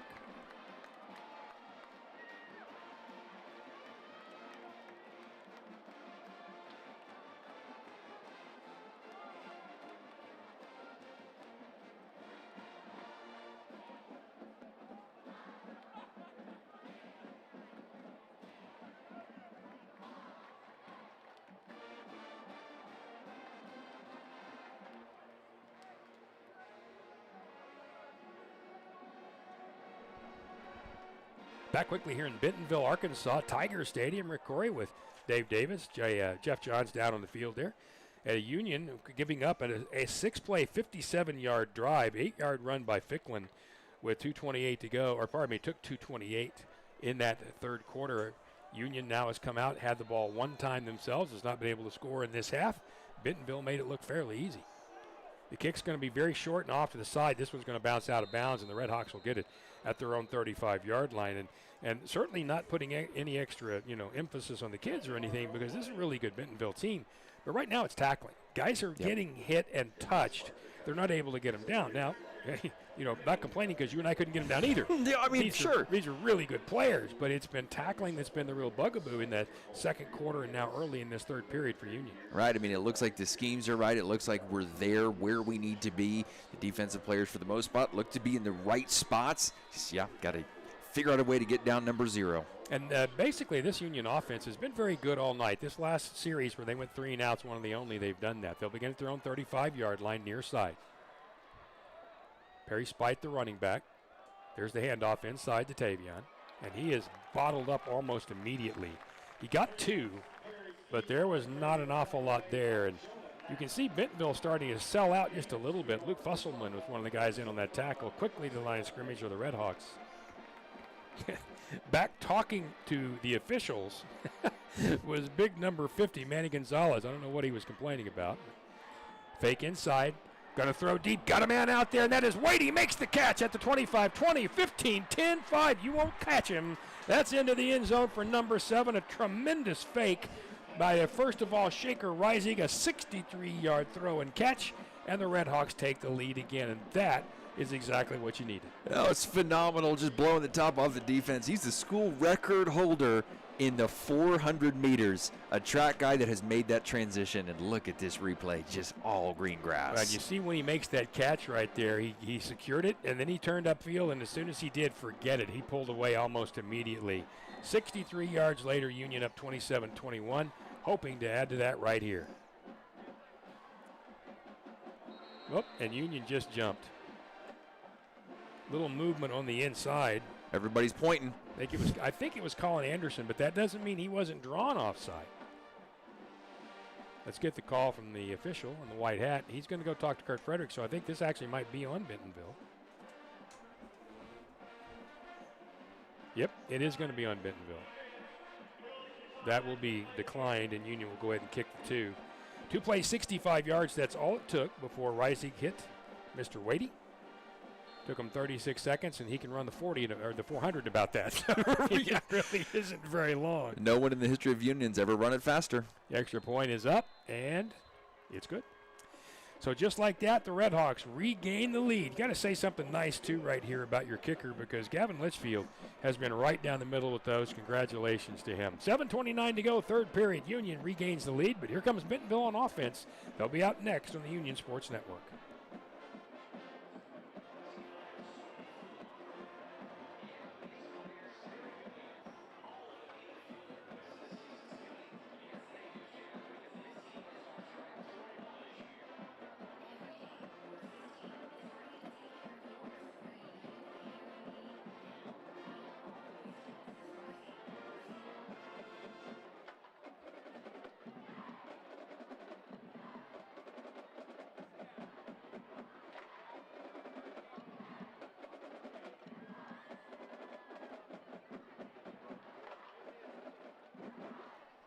RedHawks coming back on the field after reassuming the lead in all of, about 36 seconds. Let's take a look at the replay once again of this 63-yard touchdown. First of all, it's a tremendous fake. Watch the fake inside to Stone Turner. Freezes that defense, and look, there's Mr. Wadey running downfield. Catches that ball around the 25-yard line and then just puts a little distance on there for a 63-yard touchdown. Now 28-21 Union. Let's see if they can hold that lead. Kickoff is going to go short and left. It's going to be taken around the 10-yard line. Here comes Bentonville, 15, 20-yard line.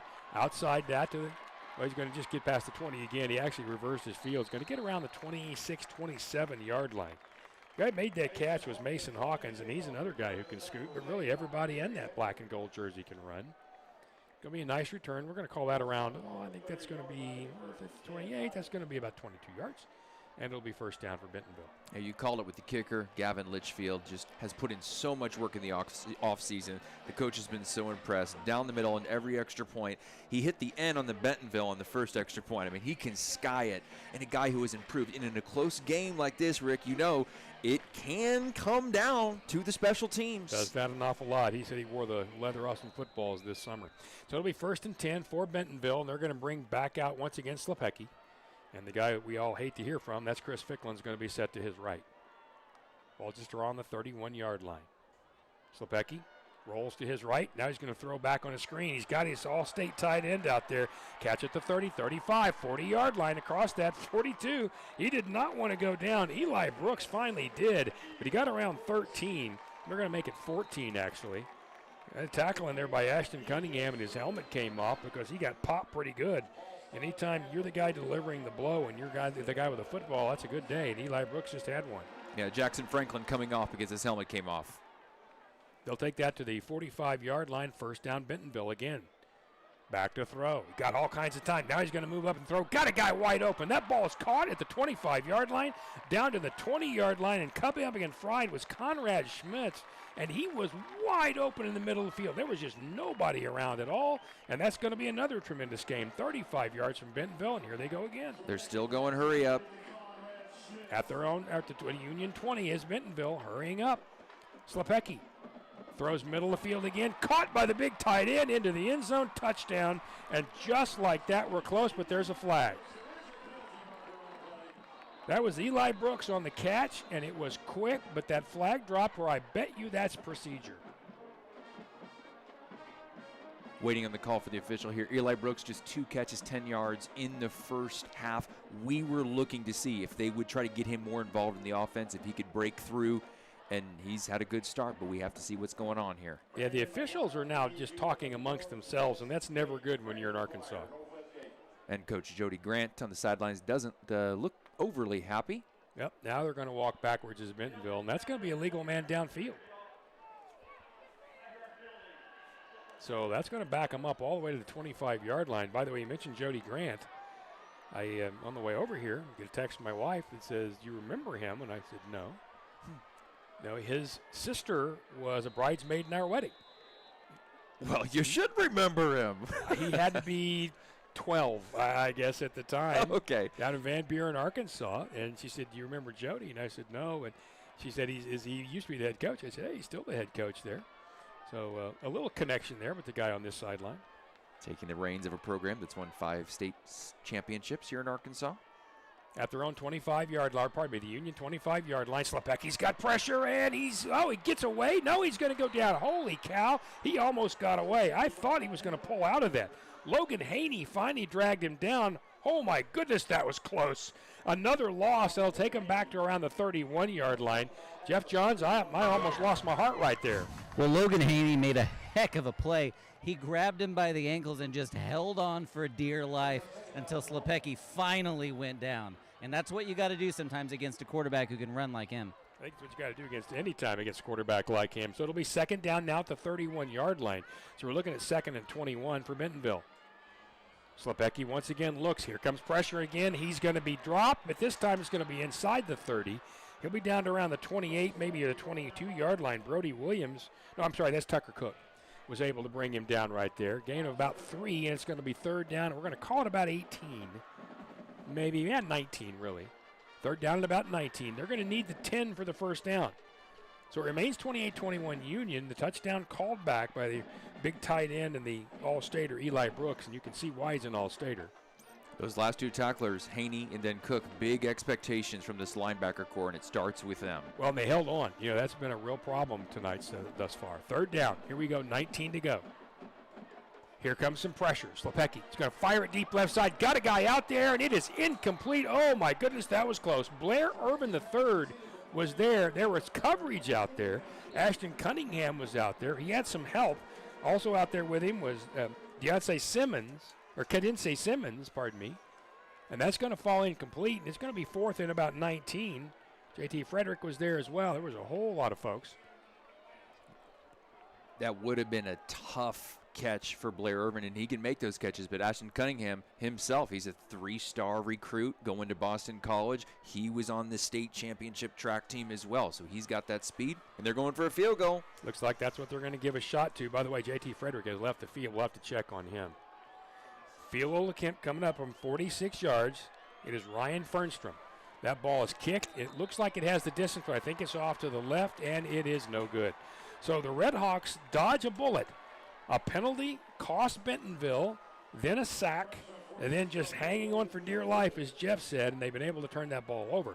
So Union maintains the lead with 5:03 to go in the third period, and we may just look back at the end of this one and say that was the most important thing. I mean, that's what I'm looking at. Bentonville had all the momentum too, Rick. I mean, they were just rolling. Eli Brooks, 2 catches in a row, or 2 out of 3. They were finally getting their all-state tight end rolling, and then it gets called back. So it's the watershed moments. It's the kind of the, you could call them sliding door moments of what if this happens, what if that happens. Circle this moment, 5:03 in the third. Well, and we're going to need to see this offense kind of come alive right here, too. It did last time. Let's see if it happens again.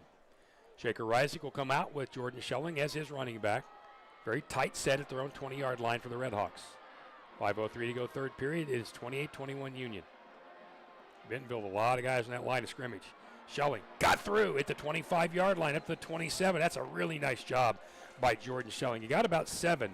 Final tackle in there comes from number 24, Mason Meyer, but not before 7. Yeah, we're going to call it 7. It's a really good job of vision right there after a pretty crowded defensive area there for Jordan Schelling. You got 2 running backs with Schelling and Tay Perry-Spite who have great vision and have shown it time and time again, getting through the holes, getting through those gaps. And you're looking at a nose guard in Kellen Rona that has got to weigh around 340. Ooh, they yes. don't list him anywhere, but I'm just telling you. Hand off again to Schelling, and he's got more room, and he's going to get across the 30, and he's going to get the first down. Just barely. Looked like he had a little more room initially, But he jumped to the side, was able to get away a little bit. Then Jonah Knapp knocked him down, but that's a first down for the RedHawks. That's what the best running backs do, right? When Ezekiel Elliott back in the day, right, you fall forward and you get those extra yards. That is what the best running backs do. Even falling and getting tackled, you get a yard. It's interesting. They actually moved the football back right at nose at the 30, and he ended up around the 31-yard line. But it'll be 1st and 10 RedHawks, no complaints. Again, the hand to Schelling, and he's going to just keep pounding up inside. He got around 4.5 that time. They're going to mark it probably, they're going to mark him at the 33. Come on, guys. Sorry, but that's not a great mark right there. The final tackle, once again, is made by Jonah Knapp, but he was closer to the 34-yard line when he went down. Right kneecap dragged. I don't know, Rick. I don't think so. Yeah, I'm sure that's what the other guy said. At any rate, it'll be 2nd down and 7, and I'll try not to sound bitter. 3:36 to go, third period. RedHawks up by 7. By 7. Schelling again pushes up inside. Jordan Schelling, no doubt about that first down across the 40 to the 42-yard line. Got a really good push up front by that defensive line. 7 more right there, and again the tackle made by Jonah Knapp. And I'm sorry, Jeff, am I complaining too much? No, absolutely not. In fact, I'm right there with you. But Jordan Schelling, when he's one of my favorite guys to talk to on the sideline because he just gets so angry, and this is where he says he makes his money, is when everybody else is getting tired, he's still angry, and he just runs on anger at the end. Reisig's going to throw downfield. That ball's caught by Stone Turner and then knocked out of there. Turner at the 40-yard line had an excellent chance at a catch, but there were people in the area. One of those was Will Fusselman. He got a good hit laid on him, thought he might have been able to bring it in, but not quite, and it's going to be 2nd down and 10. Nice job by both players, though, and you really can't blame him. He got one right in the noggin. Shaker's backing up, and even so can find that soft spot and just put it where it needed to be, just a little too high. Tavion Perry-Spite back in at the running back spot. Wadey goes left side. He's got a long touchdown tonight of 63 yards. Hand off to Tay, and he's going to be taken down. Got nothing right there. That's a tremendous play in there by Cameron Thornton-Meade. They're going to give him 1, and that's actually generous. Now we're even, because I think that one was more like even, and they cost Jordan 1. So it's a give and take. Yeah, we're going to leave it at that and say, okay, boys, thanks for the makeup, and it's going to be 3rd down and 9. 2:39 to go in this third period. RedHawks holding the football in a 7-point lead. Even so, Shaker only 5 incompletions so far. He's having a great game. Need to get to the 49 of Bentonville for the first down. Perry-Spite in motion. Back is Reisig. Here comes pressure. He's going to have to hurry. Shaker got away. Makes a throw. It's just back shoulder to Carrasco, and he can't quite make it. And that's going to be a first down if he gets it, and that ball was just out of Carrasco's hands as he turned, could not quite flip around and fell down, and it'll be 4th down, and Union will have to kick it away.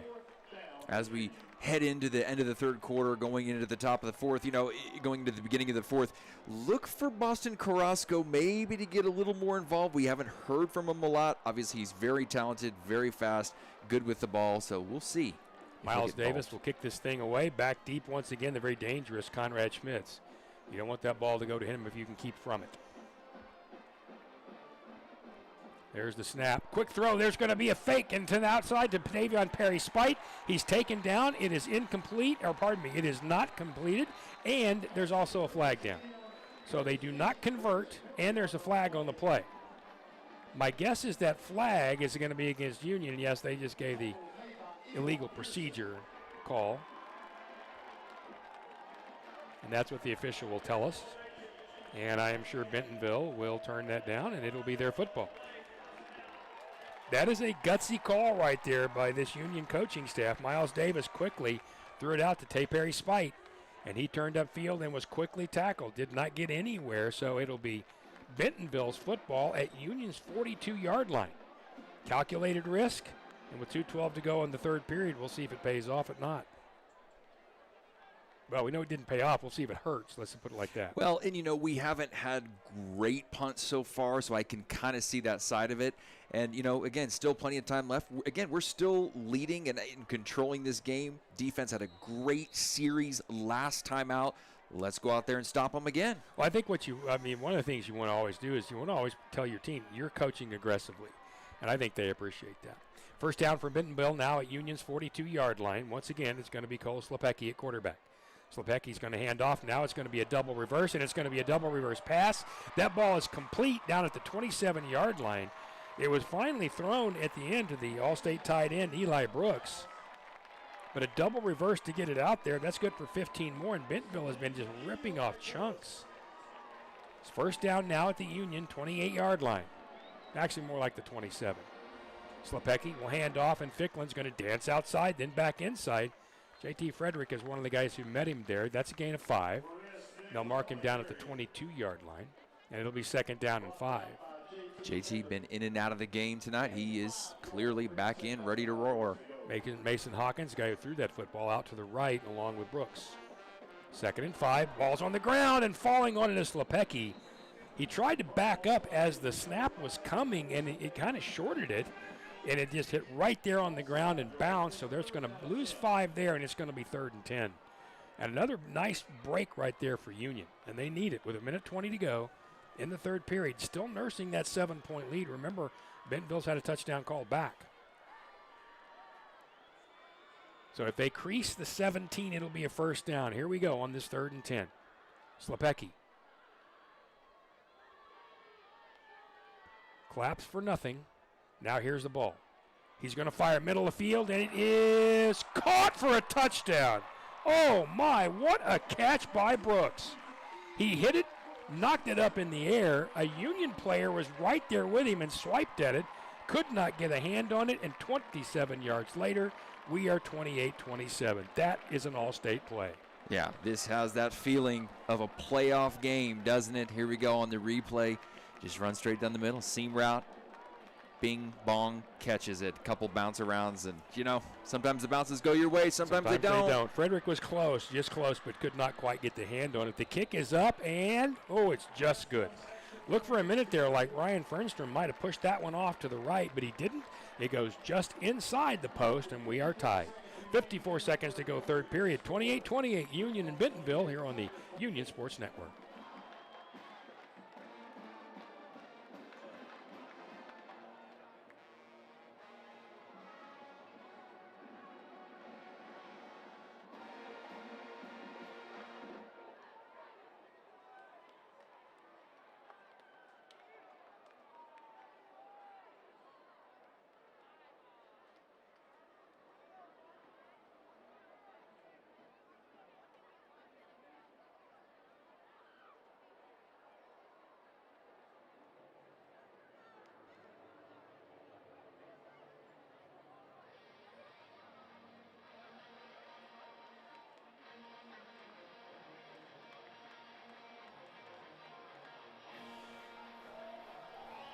Back here in Bentonville, we near the end of the third period as Bentonville has just tied this game up. Union and Bentonville, 28-28. Rick Corey, Dave Davis, Jeff Johns. We also have Mr. Johns. That's Richard here. Andy and the U crew with us as well. Kicking off will be Fernstrom. He's kicked them very short tonight. Let's see what he does this time. This one's going to be, once again, a fairly short boot, and that ball is going to go out of bounds again, so Union will once again take it at their 35-yard line. Well, Dave, you couldn't have asked for a different third quarter. Touchdown called back for Bentonville. Union on a fake punt in their own territory that's not successful. Bentonville then gets in the end zone after playing a little almost slap-happy ball right there on a 4-play, 42-yard drive, and we are all tied up. So I don't know what to expect in quarter 4, but I'm going to tell you, if it's anything like the first 3, it's going to be fun. Yeah, I don't know if you want to call it a shootout, but 28-28, it's not the type of game that Union wants. They don't really want to do shootouts, but they can. They are built for this. They have athletes all over the field on offense. If things aren't going your way on the defensive ball, they do have the crew to be able to score 40-plus if they need. Right now, they just need to get offense a little bit back in gear. Quick toss to Perry Spike. Jumps back up inside, got him about 2. That was all there was to it. Not a lot of room out there. Well, the initial tackle by Peyton Lowry, so it'll be second down and 8. And I know they want to be basic. You don't really need to hurry, but you do need this offense to hum a little bit again. Only touchdown this half for Union, the 63-yarder. And that one, of course, coming to the fastest guy out there, and that's Jarek Wadey. Second and 8. And hand off inside, and that ball's on the ground. Bentonville has picked it up. They're down at the 25, 20, 15, 10, 5, and that's going to be a touchdown. Connor Davis picked up the fumble, had clear sailing, and for the first time tonight, Union trails, and that is just unfortunate. Yeah, 2 turnovers so far, 2 fumbles, uncharacteristic, and you hope that, your defense, you just got to start over. You got to start over. Hey, it's a new game. Fourth quarter's about to start. We're down by 7. Here's the replay, and let's see what happened here on this. And really, Connor Davis, kind of right place, right time kind of thing, is you're going to see the handoff happen, and then one hand on the football, and the guy that got his hand on the football was Big Kellen Ronan, the 300-and-something pounder, and that knocked it out of there, and it just happened to bounce right up as Connor Davis would want it, and away he goes to the end zone. The Fernstrom on to try to add the extra point. It is up, and it's good. Ooh, that hit the roof. So we are just almost out of this third quarter, and it's not been a good one for the RedHawks. Now trailing by a score of 35-28. Kickoff next here on the Union Sports Network.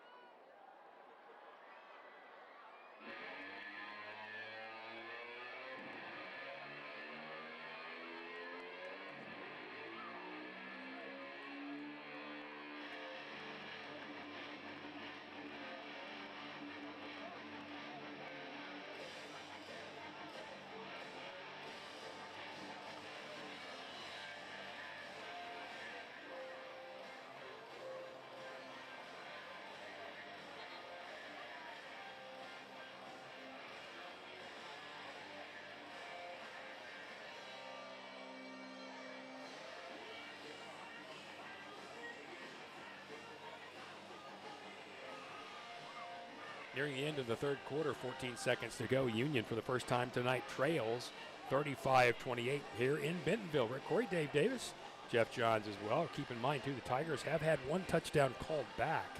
This third quarter has really been all Bentonville. They trailed pretty significantly at the end of the half when it came to total yards. 85 yards here in this quarter for Bentonville. Kickoff by Fernstrom, and this time it's going to go very, very deep, and it's going to be fair caught. So that will put an end to that. Union will bring it out and start at their own 20-side. Pardon me, we're looking at 398 from, oh, yeah. So, yeah, we are looking at, all I want's the third quarter. Just tell me what the third quarter is. So it's about 85 yards. They have been very good in this quarter, and they've been also, they've taken good advantage of what opportunities they've had. You have to give them that credit as well. Well, on the handoff, on the fumble, right, 2 things are going to happen. Either it's a fumble or he's going to get hit and popped in the backfield on that hand up. I mean, the play was blown up. 2 bad things could have happened, and the worst of the 2 happened. These officials are talking over the fair catch, and they're going to place the ball at the 3. And that's where the fair catch happened. So they're going to place the ball right there, and I'm pretty sure the young man who caught the football figured if he did it, they'd take it out to the 20, 25-yard line like they do in college, but not in high school. So the fair catch is going to end that at the 3-yard line. Union will start right there. So again, just a series of unfortunate events here in this third period, a very difficult third period for the RedHawks. So we got to be even more careful here after just giving up a defensive touchdown. Reisig will be under center, and Jordan Schelling will be the single setback. And flags are going to fly. And more than likely, that's going to back Union up again. Officials are forming a quorum.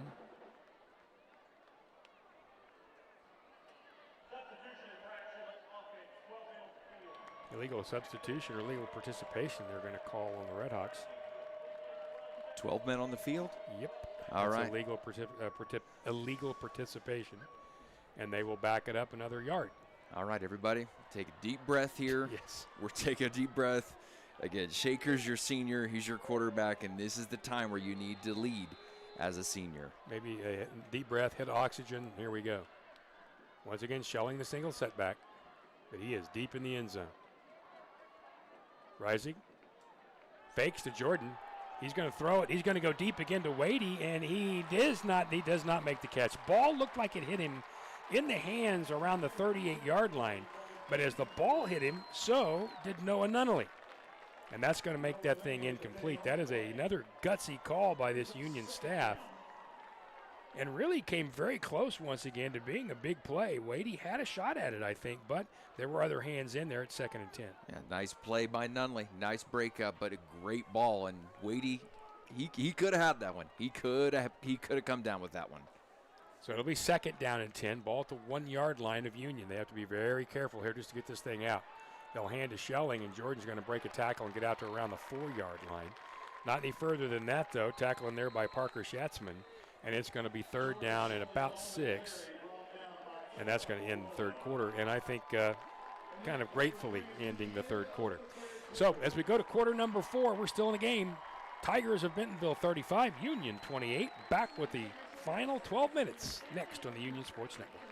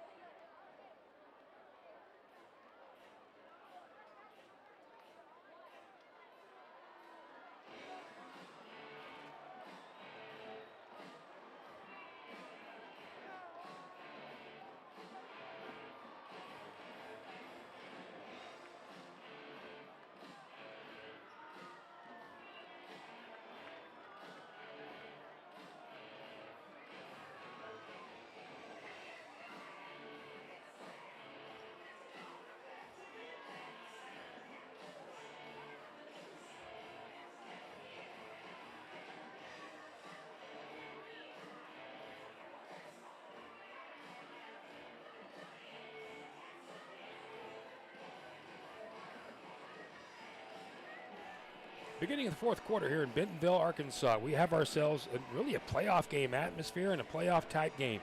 It is 35-28 Bentonville, 12 minutes to go in this game, in Union 3rd and 10 around their own 4-yard line. Rising, going to throw it out to the right. That is caught by Tavion Perry-Spite.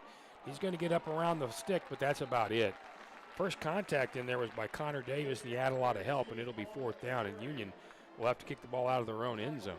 So you're only looking at about a 13, 14-yard cushion here for Miles Davis, and he really needs a good one. And then back deep is a guy, Conrad Schmitz, who can really go. So this is dangerous territory for Union. You know where the line is. This is what you practice this. You practice this punting deep out of your own end zone. Very high skill level situation here for Miles Davis. And he's going to put that back heel right close to it. The snapper is Brody Williams. He's going to dry the hands on a towel there. And Miles moves up a little bit, and there's a flag again, or a whistle. This game has really kind of slowed down now. The officials have kind of taken control in the last probably 5 or 6 minutes. Yeah, it was really humming along there for a lot of this game. First half just seemed to fly by. And they will mark that against Union. I did not see the actual call, and we can't hear the official. But that's going to mark it back to around the 2-yard line. And once again, not much room for Miles Davis. Snap is good. Davis got it off. Not a terribly great kick. And, boy, what a really good job coming up to catch that by Schmitz. That ball bounces, who knows, but instead it goes to the 32-yard line. It was delay of game, by the way, against Union. Goes around the 32-yard line, and once again, Bentonville is in fantastic field position. That's been a big part, right? They have great starting field position in this second half. So that's about a 30-yard punt, or net punt, because there is, of course, no return on the catch. But he is going to give them great field position, and you got to think Bentonville right now has just got all the confidence in the world. They'll come back once again with Cole Slapinski at quarterback, and who else but Chris Ficklin at that running back spot. We have not seen Trevor Grant in the second half here. The senior quarterback for Bentonville has been Slepecki, and that's who they're hanging their hat on. You know, and Grant was so good, let him do a couple of touchdowns in that first half, and you really thought, hey, he's going to start the second half, not so much. So with 11:04 to go in the game, trailing by 7, Union defensively has got to hang on here. Under center this time, Slepecki at the Union 32. Fakes, still has no, he actually gave it to Ficklin, and he got up to the 20-yard line. Ficklin, well, he faked me out for certain, and he got down to really more like the 19-yard line. What a tremendous job of hiding that football or not having that football. Up off the bottom of the pile once again after the 13-yard run was J.T. Frederick. Establishing the run much like Union did in the first half. Now Bentonville trying to run that clock down. What a good job by Slepecki. He really sold that he still had the football. Tight formation here for Bentonville. Now motion again. Quick throw left side. Ball's caught out there by Irving, and here he goes down inside the 20 to the 15. Maybe down to around the 13-yard line before he was dragged down. Again, Frederick was over there. Also in on that tackle.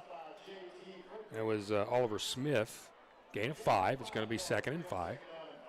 Bentonville's not going to be in a hurry now. I don't think they're going to pace anymore. They've got that 7-point lead. They hope to make that more. I don't think they're going to really push themselves here. Mason Hawkins, the receiver on the right side. Once again, under center, Slepecki. Here goes Ficklin and goes just right into the middle of the pile. It's going to get pushed forward and then back. Going to depend on the mark, which it looks like they're going to say is at about the 12. So they'll give him about 3, and it's going to be 3rd down at about 2. Yeah, I love to see Josiah Hammond involved, the transfer in from Will Rogers, DJ Struther on that play, the 2 guys coming in from other schools this year, and we're going to need him. We're going to need him in this 4th quarter, securing that A gap and making sure they don't break through. Big 3rd down and 3, but of course you are really in 4-down territory if you'd like down here, especially with a 7-point lead. Once again, under center, Slepecki. Got 3 receivers set tight to his right. He's going to fake. Slepecki firing it to the right, and that ball falls way away from everybody. There was nobody even close, and maybe he was just told throw it away if there's nobody close, but there was plenty of coverage out there. Looked like in the end they were trying to get that ball out to Hayden Oliver, but he had a lot of company out there. So on will come the field goal team, and that will put this on Ryan Fernstrom's shoulders. The sleight of build senior, who's been pretty good tonight. They're going to put it down at about the 13, and then he will mark the ball with a holder at about the 19, so you're looking at 29 yards. The kick is up. It's to the left, and he missed it. Oh, that is good luck for Union. I mean, good luck. Ryan Fernstrom has knocked balls slightly to the left most of the night, but most of them have snuck inside that pole. That one didn't, so now you've had a touchdown called back. And you've had him miss a field goal here. Golden moment with 9:37 to go in this game to get yourself even again, trailing by 7. And I think Fernstrom might have felt Oliver Smith breathing down his back. Oliver Smith got a great get off on the line, almost blocked it. He was flying in 100 miles an hour. Looks like he almost got a piece of it. So here we go. It'll be Union's football. They're going to be at their 20-yard line. 9:37 to go in this first game of the year, trailing Bentonville, last year's 7A state runner up here in Arkansas, 35-28. Schelling once again will be the running back. Handoff. Jordan's going to go across the 25-yard line, but not far across. Goes around the 26. Really nice job out front there. I don't know if you can see that or not. Right out in front was Jesus Ramirez, and he was just bullying guys out of the way. They're going to give him 5 to 6. Again, you could give the tackle to a lot of guys, but Jesus was still on their shoulders. He was still pushing them. Coach loves Jesus. So much development, so much that he has potential for this year. 2nd and 5. Schelling's going to move to the left now. They'll hand again. Jordan again straight up field, and this time he's going to push just over the 30. He got the first down. Again, a really good push by that offensive line. As a matter of fact, you see the guys getting up off the bottom right there. There's offensive lineman laying on him once again. One of the guys on that tackle in there was Aiden Muff, and he was trying to separate his guys, but he couldn't. They were laying down underneath a couple of the Union linemen, including Chris Mendenhall. There's a lot of big boys out there on that field today, a lot of big guys. So it'll be 1st and 10 at the 30, 8:40 and counting in this game. Union down 7. Handoff again to Schelling. You're going to be tripped up just across, about the 33, maybe the 34-yard line. And you see Bentonville over there kind of complaining about they want a holding call, something along those lines. Eli Pearson will not get it. They'll give him 4. Well, they're going to give him 5 almost. Bentonville hasn't been penalized much tonight. You're also seeing out there number 40, Eli Brooks. He is now on the linebacker side. He's playing both sides of the ball, all state, everywhere. What all staters do. 2nd down and 6. They'll mark it at the 34. Here go the RedHawks again. Rising. Rolling to his left's going to have to hurry. Throws it out quickly to Wadey. Wadey's across the 40-yard line and knocked out of bounds right there. So nice first down. It was Will Fusselman who made the tackle. Really good adjustment, 7 yards on that play, and a nice, really quick kind of snap throw out there by Shaker. It's interesting when you lose McQueen and Boyd and Danzy from last year, you start to see early on who the quarterback's number one's going to be. He's going to Wadey a lot tonight, and Wadey's open. Well, and Carrasco's a guy you really expected to come in and would dominate the season, and he's been kind of quiet tonight, and maybe that's just who Bentonville's taking away. So it's 1st and 10, RedHawks now at their own 41, 8:24 to play. They trail by 7. And a timeout's going to be called. We're going to keep it here because you never know how long these are going to be. Sometimes they're a minute, sometimes they're about 20 seconds. You just never know, so we're not going to toss it over. Let's just say that this has been a really good response by this Union offense. They were stymied a couple of times. They had a couple of plays go wrong. They had the fumble that was returned for a touchdown. And you really could have seen it go the other direction, but they've come off the stop defensively, off the missed field goal, and they've really played well here.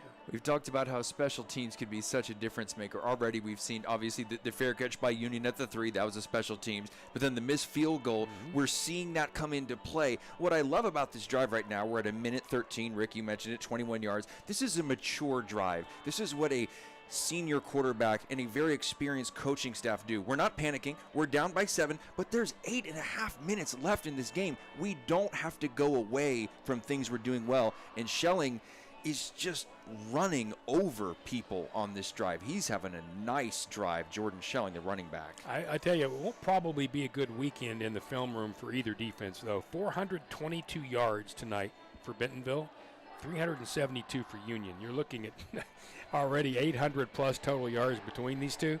Defensive room might be a rough, a little bit salty, shall we say. Yeah, a year of changes. Union and Bentonville's defenses were really good last year, and this year we're going to see how it goes. Well, I think they're both pretty good, but these offenses are too. 1st and 10 at their own 41 for the RedHawks. Motion there by Davis.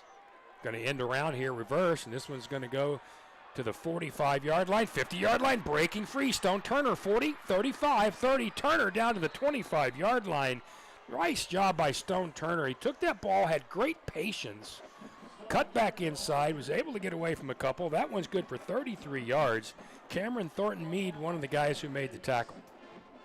And there we go, Jarek Wadey again. We keep talking about he's making the blocks, but not holding. A very smart blocker in someone who Coach Fred has just said has seen such a confidence boost in the offseason. Mason. Wadey's great. Mason Meyer out there on the tackle as well. Yes, Wadey's been really good tonight. He's been really good in the preview we saw as well. So 1st and 10 now at the 26-yard line of Bentonville. Hand off to Schelling. Jordan's going to bounce straight forward. He's down to the 20-yard line. Looked like he was going to cut inside, cut back to the outside. A lot of help there. 6 yards on that gain. Mason Meyer was there. Jonah Knapp there again. I think Knapp must have about 10 tackles tonight already. They're going to give him 5. Yeah, they'll give him 5 at the end of the day and put it at the 21-yard line. 222 yards rushing on the night for Union. Knapp has 6 tackles. I think all 6 of them have been impactful. So it'll be 2nd and 5. Plenty of time left in this game. 7:12 to go. Union down by 7. Rising rolls to his right, throws once again to Turner, and he makes the catch at the 13-yard line. That's good enough for a first down. He's knocked out of bounds there quickly. Who did it? Who else? It is Noah Nunnally, who's got a lot of tackles himself tonight. That's 9 more yards. And I think you're really starting to see both defenses look really worn out. Well, they are. I mean, Jeff mentioned it earlier. It is humid. We have that storm roll through, a lot of humidity in the air. You have to keep yourself fresh, keep yourself hydrated, and guys playing on both sides of the ball. We've already talked about 40 on Bentonville playing tight end and linebacker. Yeah, you're seeing they're all state. Eli Brooks play both ways too. Here comes some motion for Union. Rising, fakes, looks, fires left side. That ball to Wadey, and he drops it. He kind of hot potatoed it and dropped it. Bentonville is trying to claim they intercepted it. But getting up off the bottom of that pile is Cameron Thornton Mead. He didn't have the ball either, so that's not going to hold any water, and it'll be 2nd and 10. And I think Wadey is probably lucky right there. That was one you might want a volleyball spike. Otherwise, too many other guys have a shot at it too. And he was out there naked, no blockers. It was just him and 3 guys. And, just knock it down. Spike it and move on. 7:02 to go. 2nd and 10 for Union. They're at the 13-yard line of Bentonville. Little quick pitch to the right side to Schelling, and he's going to push forward inside the 10. Where they're going to mark him out, that's the key, because it looked like he got down around the 7, and that's where they will mark him. So it's a really good job by Jordan to get all the way down to the 7, limping back to the huddle after the tackle is Jonah Knapp. We're going to give him 6, and we'll call it 3rd down and 4. And Schelling is punishing this Bentonville defense right now. And playing linebacker on the other side, the incredible two-way versatility. It's just hard to keep your best players off the field. You can't do it, in Schelling. You can't keep them off the field. Well, and you coaches will say you're a senior, son. You can rest in college. Here we go. All right, 3rd down and 4. Big 3rd down for Union. They'll need about the 3 for the first down. Fake handoff, rolling to his right. He's going to have to hurry. Throwing back of the end zone. Caught, touchdown, and then it was dropped. Oh, they're not going to call it. Oh, my goodness. It was caught initially by Miles Davis. He hit the ground and rolled, and then the ball came out. If this were college with a replay, that might be called a touchdown. Right, let's take a look at the replay right now. So Miles Davis had it, and his feet were down. Oh, let's see here, Rick. I think his shoulder was down, his whole body was down, and then it came out after he rolled. Now, you do have to complete the catch. Right. And I'm sure that's what they're saying, but oh my goodness, you could not be any closer. And I apologize for the quick call. I swore he held on to that thing. Sure did look like it. So it's 4th down and 4 for Union. Got to have it right here. Rising, having to hurry. Got pressure. Going to have to continue to hurry, and he is sacked. Shaker is taken down at the 14-yard line, and who else? That is, again, Jonah Knapp. And that will end it right there for Union as far as this drive goes. You got 6:47 to go, and you're only down by 7. You still have time. But, boy, what a turn of events. You've had a defensive score for Bentonville. You've had a fake punt that didn't work out for Union. You've had near misses, near catches, near drops. You had the touchdown in your hands there. Boy, what a game of every moment has mattered. It really has. Every decision has mattered. Every play call has mattered on that one. You like seeing Shaker roll out. You give him options. You're letting him make the choices. And on that, he just couldn't find the open man. There wasn't anybody left. Nope. That's all. So it'll be 1st down for Bentonville. And again, they will come out with Slepecki and Ficklin. They're going to hand to Ficklin right up the middle, and he's not going to have much, but he will push forward across to probably, well, they're going to give him the 18-yard line. Wow, they're going to give him 5. Didn't look like he initially had that much, but he just kept those legs going, tackling there by Josh Teehee amongst others. It's been an exhausting night. Ficklin getting up slow. He's limping. That could be huge. He's coming off without he's coming off on his own power, but he's not putting any pressure on that left leg at all. Big part of their game plan tonight, already 109 yards rushing. 2nd and 5 from their own 18 for Bentonville. 6:11 to go, and they lead by 7. Slepecki taking his time, as you can imagine they would. There's the snap. He's going to hand off and going absolutely nowhere, maybe backwards a little. That is the backup running back. That is number 22, James Pratt. He lost about 1 yard, so we're going to call it 3rd down and 6. Very big play here down to the field of Jeff Johns. Well, we talked about Logan Haney making that ankle tackle earlier in the game. Just now, he jumped up, putting his entire weight on the running back's shoulders, saying, I'm not leaving anything to chance. He's a little bit smaller, a little undersized as a linebacker, and he's just using everything he can to bring guys down. And he did it right there, so it's a big 3rd down and 6. At their own 13-yard line is Bentonville. They're going to need about the 23 for the first down. Slepecki's going to throw it to his right, and that's going to be incomplete. That ball was off the hands of James Pratt.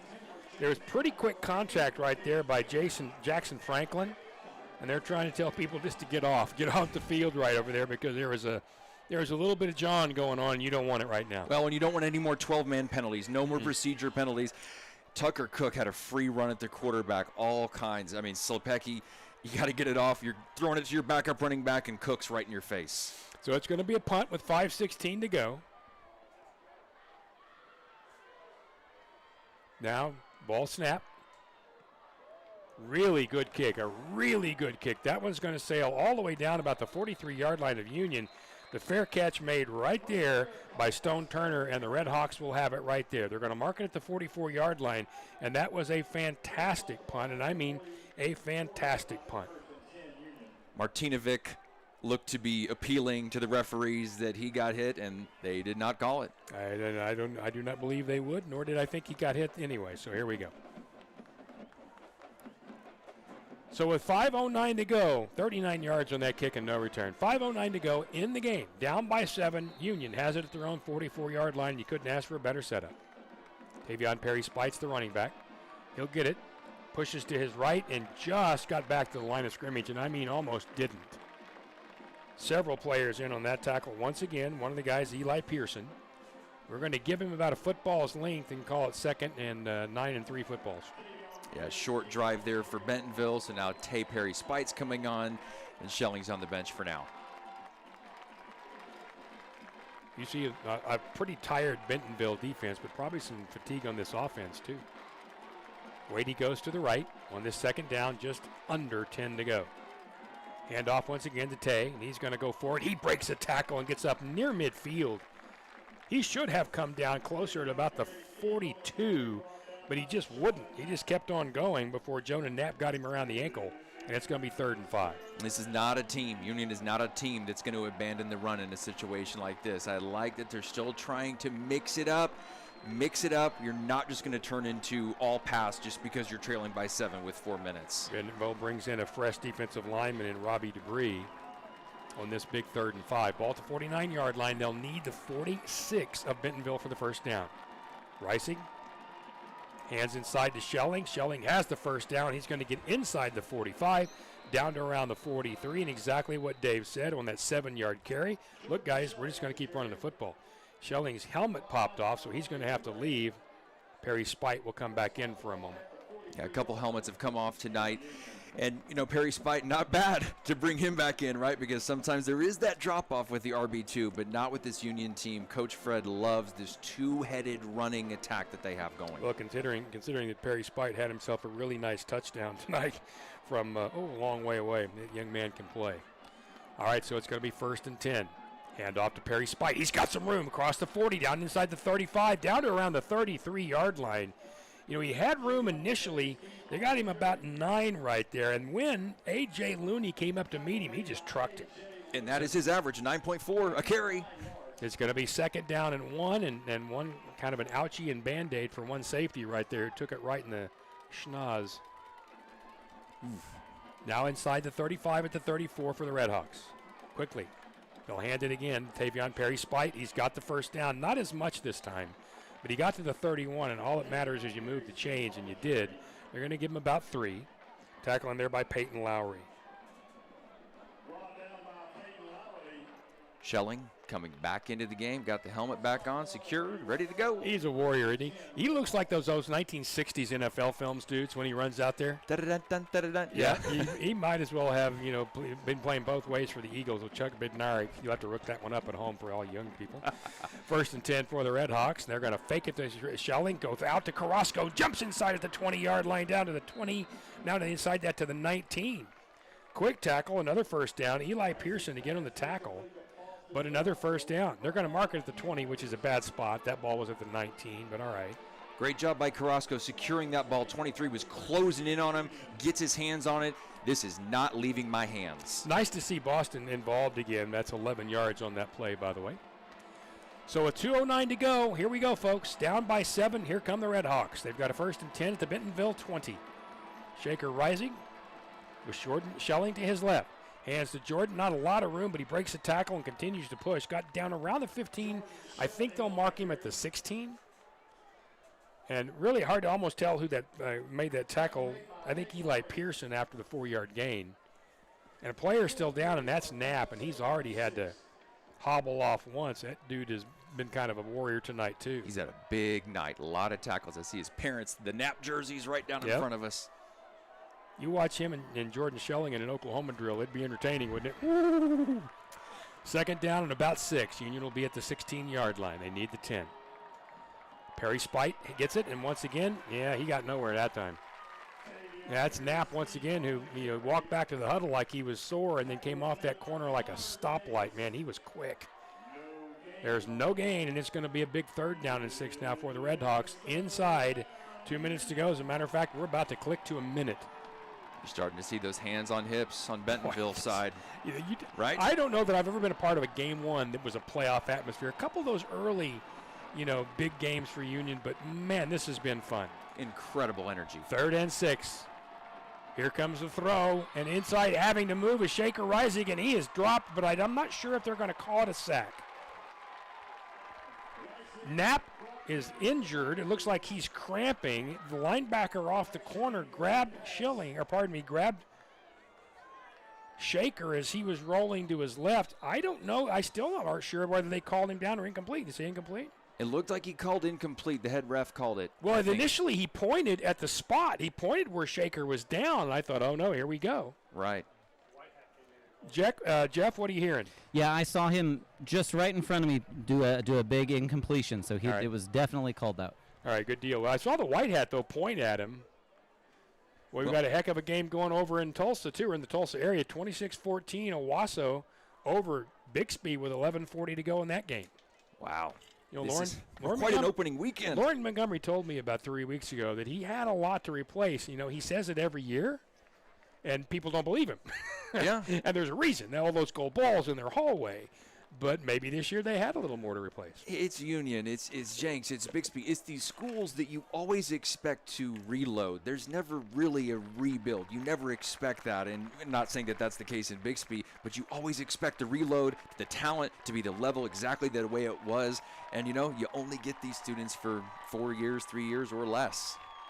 John Knapp is going to make his way off. I think he was just cramping. He's played his tail off. And, tonight, as we heard Jeff say, and Coach talked about being hydrated and that kind of thing, and tonight it's going to be tough because it's not terribly hot, but it is humid enough that you're losing some water. All right, here we go. 43 seconds to go, and here's the setup. Union down by 7.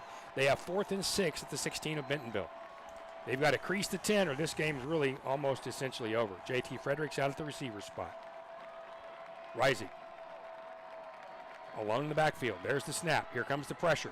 Fires left side. Caught by Tavion Perry-Spite. He's inside the 10 and inside to around the 7. He got the first down. Oh, boy. What a play. Tavion Perry-Spite stepping up, 2 hands on the ball. What a game. Here we go. 36 seconds. They're going to have to hurry. Union has 2 timeouts left, but I'm not sure they're going to use them just yet. They are waiting. Time's a ticking, though. You got to go. Now they're going to use one of those timeouts, and I think that was probably the right thing. You don't want to hurry here and make a mistake, and that is too easy to do right here. You're in a hurry, try and get to the line of scrimmage. Hey, look, we need to get 3 plays out of this if we can, and you got a chance for a procedure penalty or something along those lines. You don't need it. So this was absolutely the right thing to do, is take the timeout. Now that leaves you 1. Look, you're not going to worry about a field goal, so you don't need to get that team out there.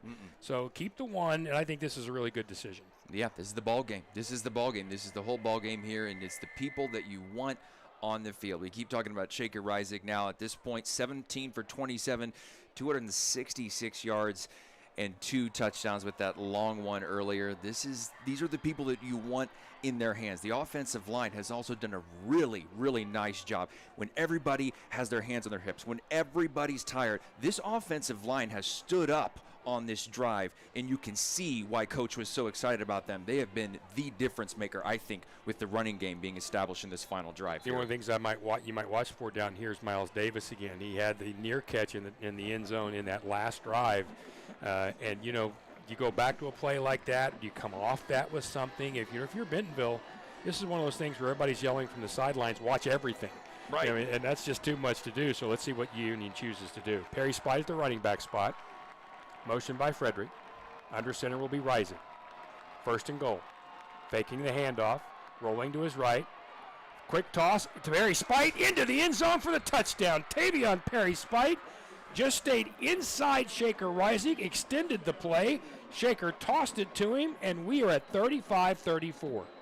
Boy, a massive collision on the sidelines after the play. I'm looking at a couple people down. A lot of activity, the training staff going out again.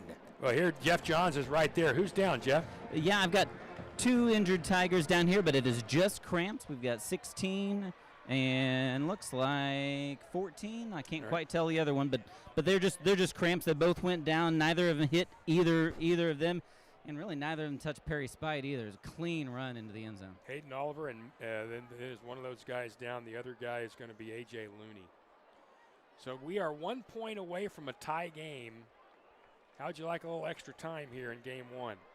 After the lightning delay, we're going into the late hours. I got nowhere to be. 11 plays, 56 yards, 7-yard touchdown pass. Excellent, excellent patience right there you see from, who else? Shaker Rising, but also a really nice job by Perry Spite to carry that out. Many times in a situation like that, quarterback gets outside to a certain level, and you kind of give up on the play and think, oh, well, he's not going to throw it here.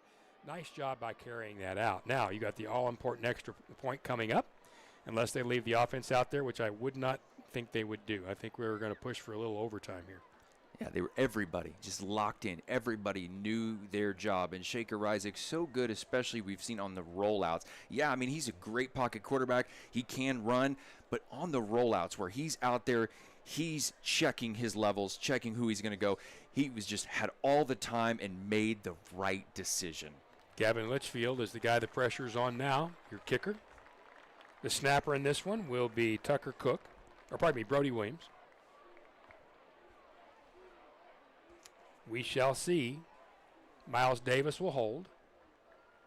The officials are, once again, quoruming, but I think now we're just waiting on the players to get off the field. And, you know, the guys that are cramped are on the far side, on the sideline anyway, so you really didn't have to wait. Could have probably gotten this thing underway, but I think both teams right about now are just as good with having a little time away. If you're the kicker, I'm not sure you want all this time, all this time between the extra point, but this is what it is. Well, it's all in Gavin Litchfield's foot right now. I say that. You've still got a snap and a hold to happen here, too. Looks like on the sidelines here in Bentonville, they're saying hold the guy over there, don't bring him back over. So it looks like Looney comes off, and the other guy who's down there is just going to stay on the far side. So it is Tucker Cook who's going to be the snapper.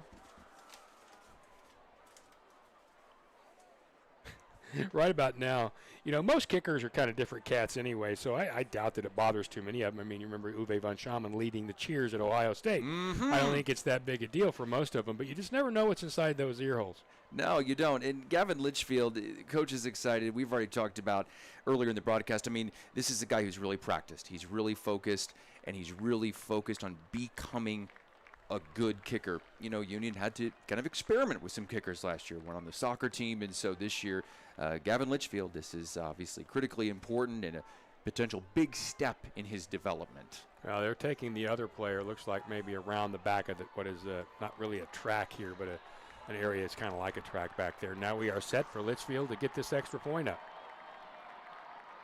Snap is good. There's the hold. The ball is up, and it indeed is good. So with 21 seconds to go, there's enough time. You just never know. We got 21 seconds, and we're in a tie game, 35-35. Wouldn't be a game one if it wasn't a good one, huh? Union 35 and Bentonville 35. Back when we kick off next here on the Union Sports Network.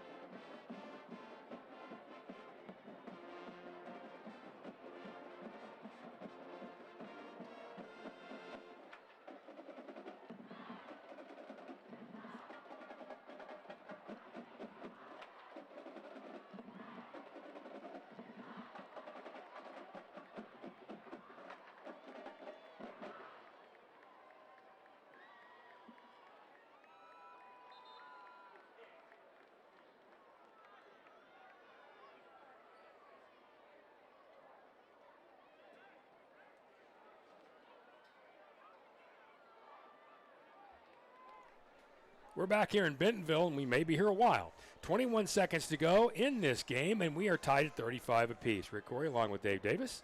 Jeff Johns down on the field. He said it's so loud down there he can't even hear. This Bentonville crowd's been tremendous. I don't see a lot of them leaving early either. They are hanging around. Richard Johns here, Andy and the U crew, and a huge, huge kickoff coming here. Litchfield kicks it very high. It's going to be short, taken around the 21-yard line, and they're going to say he called a fair catch right there. They're going to not mark that right there, so they're going to say that Mason Hawkins called a fair catch. What that's the official's going to say. Here the Union coach is yelling, that's delay of game because he grabbed the ball and ran. And ran after the fair catch, yeah. Which it would be, yes, if on purpose. I think he didn't think he called a fair catch. And I don't think he did. Well, the official thought he did. Well, I should say, I don't think Hawkins definitely thought he did not call it, or was at least arguing to the official that way. You can keep arguing, but the dude in the white hat wins. Yep. The way that works. You ever tried that at home? Yeah, you're not going to win. Yeah, I mean, no, absolutely not. It's just back away and let it happen. Here we go. Yes. 21 seconds to go. Bentonville will be at their own 22-yard line. Now, they have not been a fast strike offense. They've got guys out there who can fly. Ficklin is one of those guys who can really run. We've seen really good speed tonight out of Mason Hawkins, too, and especially somebody like, I see number 8, Conrad Schmitz. But we haven't seen them strike deep. We've seen them be more of a grinder. Can you see? Ashton Cunningham is just kind of hanging around the Bentonville huddle. He was within about 4 feet of the huddle. Bentonville was so tight in there they didn't notice that Zero was just hanging right outside the huddle. It's the gamesmanship. That's the part you love about football, just getting the little edge where you can. Yeah, and you see right now Union backing some guys up. You see J.T. Frederick saying, guys, back up. It'll be a first down. Sprickland's back there. They're going to fire that thing to the left side, and it's going to be caught at the 31-yard line, but quickly on his knees was, I think, Hayden Oliver. And we got a couple of players down. One is an offensive lineman for Bentonville. Also down for Union was one of the defensive linemen, but he got right back up. The guy down for Union had been Jose Gonzalez, but Jose got right back up. But the offensive lineman for Bentonville, John Brandenburg. Yeah, he's not moving right now. One of their seniors, one of their, I think, just key players on the offensive line, an offensive line that has helped this Bentonville team rack up 524 yards tonight. This would be a big loss, and as you potentially, you hope, go into overtime at this point.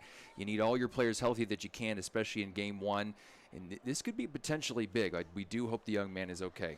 He looks like he is now. Initially when guys don't move, it worries me. But he started moving and kind of rolled onto his back, so I think he's probably okay. I think if you're the coaches in the defensive huddle, obviously, nothing gets behind you. Just play smart. We've got 12 seconds. Yeah, but you don't want to, and I agree with Lou Holtz, the old, prevent victory defense. Yep. You don't want that. I was there when Kiwan went 80. I don't want to see that one again. Sorry. Jeff, what do you got down there in the field? Yeah, I was just watching the trainers look at him, and he didn't seem like he was saying a whole lot. He tried to move his right leg, and as soon as the trainer moved his right leg just a little bit, he freaked out and said, no, we're not doing any of that. All right, so that might be one of those situations. The way he landed kind of on his stomach, and a lot of times when on their stomach and the side like that, you worry about, did the guy take one to the head? And, is he a little groggy, or is he actually unconscious in the moment?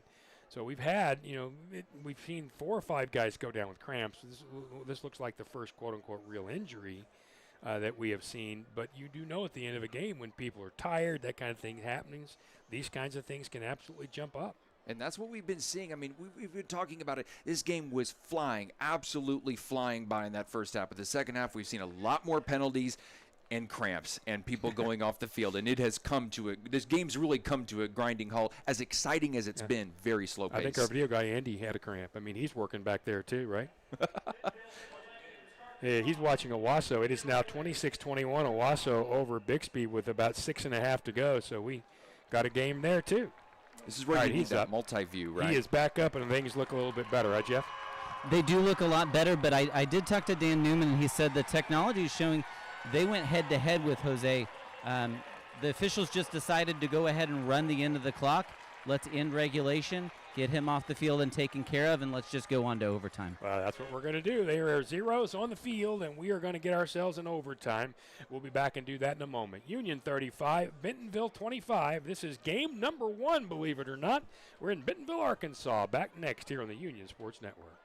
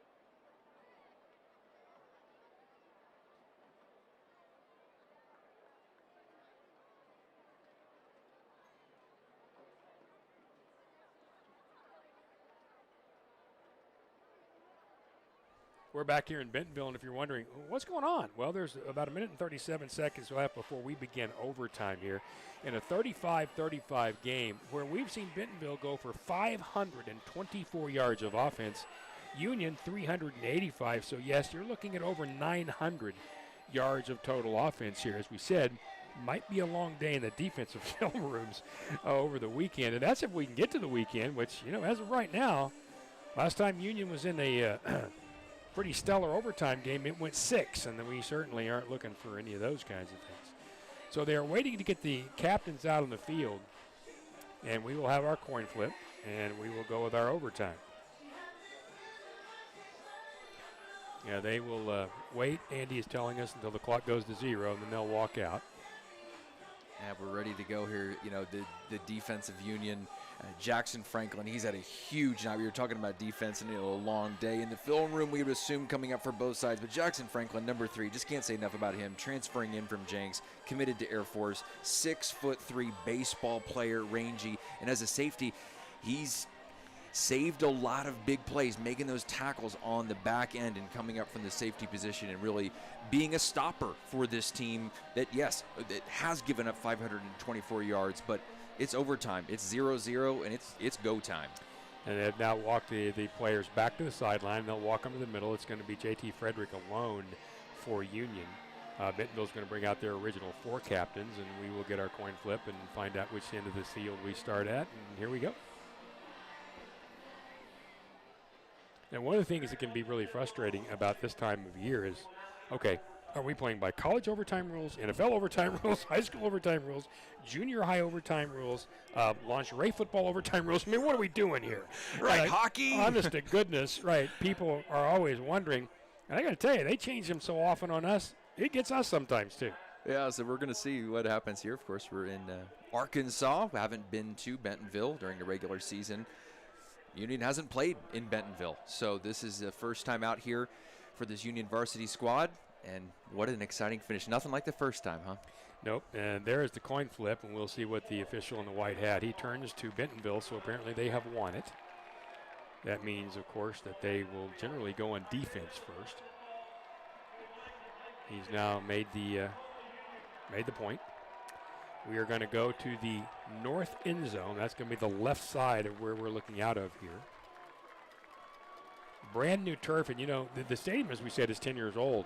Looks really good. It's been very well kept. It looks a lot like Owasso Stadium. It's not quite as high on the press box side, but it looks a lot like that, but very well kept. But this turf, brand new, and I got to think somewhere someone named Walton helped pay for it. You got to think it looks really nice, doesn't it? Well, the other thing, we're going to get to Jeff Johns. He's going to tell us the overtime rules. Go, Jeff. Yeah, so the referee said we're playing by NSFW or NHSF rules, if I can talk here, which means we're starting at the 10-yard line each possession. Defense can end the series, but they cannot score a touchdown. So they go until you either score, turnover on downs, or turn the ball over, and then the other side will have a chance. And here we go.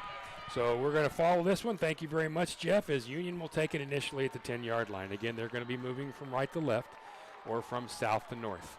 Jordan Schelling will be the running back. Reisig in the shotgun, hands to Jordan. He's got a lot of room.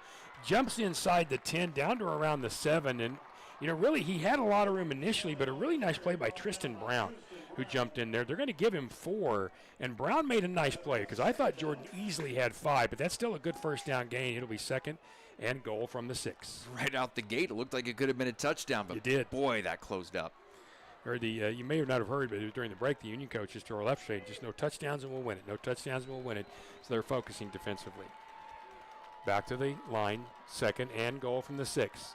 Hand off again to Schelling, and he's going to push forward down to about the 3. I don't know if they're going to give him the 4 or the 3. And who else was there? Jonah Knapp. What does he have, 106 tackles? The dude is just everywhere. And another Bentonville player is down. Goodness. He's going to get up, though. Yeah, it's number 55 is down there, and that is Robbie Dubree. Knapp has 7 tackles, they say, and I swear he's got more than that. I think you got to put a 1 in front of it. It sure does seem like it. They say that's 8, but I still think he's got 18. He's going to come off again. He's kind of warrior here. They did mark it at the 4, by the way, so it'll be 3rd and goal from there. And, hey, you got 9 more games after this one. So after this hard-fought battle, that's the thing. These at least 9 more. Yeah, at least 9 more in the regular season after these tough schedules like Union is playing. And we'll get to that as the season goes on. But Union has an extremely difficult schedule this year, starting here in Bentonville, one of the best teams in Arkansas 7A. It kind of just gets tougher from here. So game 1, here we go. What a barn burner. I think this is year 22 for me, and I don't remember it ever being good early. I mean, easy early. You've had the Clovis, Californias of the world. You've had McKinley, that kind of thing. All right, here we go. It's going to be 3rd down and goal from the 4. They're going to hand it again to Schelling. He's going to jump outside, got some room, jumps into the end zone, touchdown. Jordan Schelling got in. Boy, he made the move to the outside, and I thought, man, this is going to be close. Knapp was out there again. The guy with him was Tristan Brown. When he initially made the corner, and here's the replay, I wasn't sure he was going to make it right there. But Jordan jumped back inside and then just leapt for the end zone and clearly did get in. Give the official credit for marking that one, and Union takes the lead 41-35. What a play. Nice block by the fullback, Jack Federline. They brought him in many packages so far, and he's laid some big hits. And Litchfield once again with an important extra point. There's the snap, there's the kick. It looks like it's dead center down the middle, and it is. So we are in this overtime remaining, and Union will now take the 7-point lead, 42-35. And here's where you heard the defensive coaches saying, just no touchdowns, just no touchdowns. So defensively for Union, that's what you're thinking. Now, let's keep this in mind. In the second half, they have moved the football, has Bentonville. They've been very, very good with their quarterback. That is the guy who kind of we were not expecting, and that's Slepecki. Now, Slepecki in the first half, and not only him, but Grant as well, gave the ball to Ficklin a lot. Haven't seen as much of him in the second half. I'm just wondering in this overtime if we're going to get a bigger steady dose of 0. Well, and remember, Fickle went off at the end of the 4th quarter. They had to bring number 22 in, the backup. So I just have a lot of questions of what Bentonville's going to do here, the personnel. But there he is, Ficklin. He's back after going off. He is ready to go. And remember, Union defense has had some time on the sideline to rest. And Blair Irvin has been big, too, but we haven't heard a lot from him in the second half. Slepecki in the shotgun. Ficklin behind him. 1st and goal. There's the snap. They're going to hand to Ficklin. He's going to jump outside and then back inside. He's going to go to about the 7. He had a pretty good group of Union defenders meeting him right there. First guy there was Jackson Franklin, but he had other help. Jackson looked around, and suddenly there was Oliver Smith and a couple of others. They're actually only going to give him 2.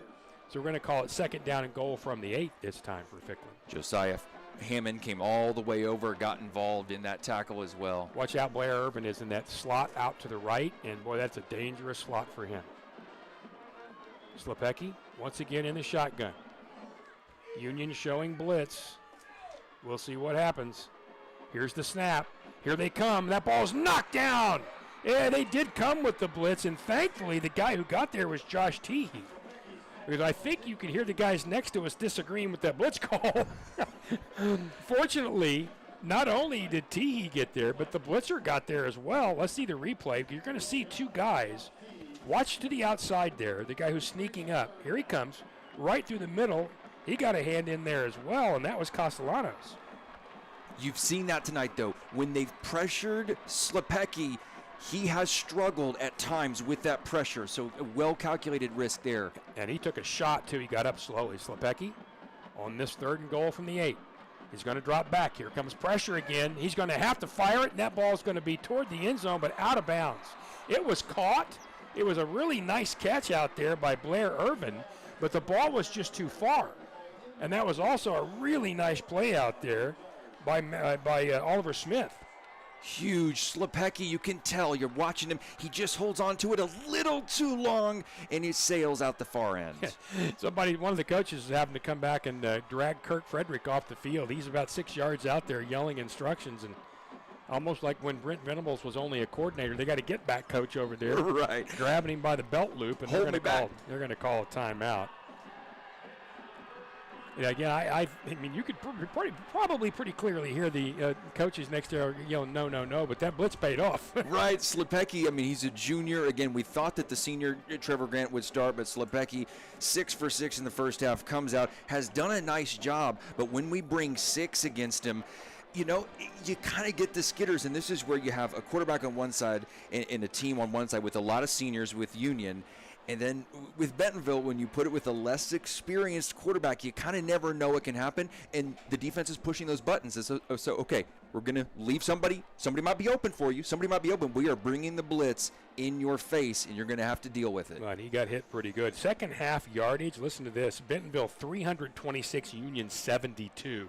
Yet, a lot of that 72 came on the most important drive. Let's go down to the field and Jeff Johns. Well, Union defensive coaches are warning, watch the tight ends, watch the tight ends. They've been open on a lot of those big plays right down here in the red zone.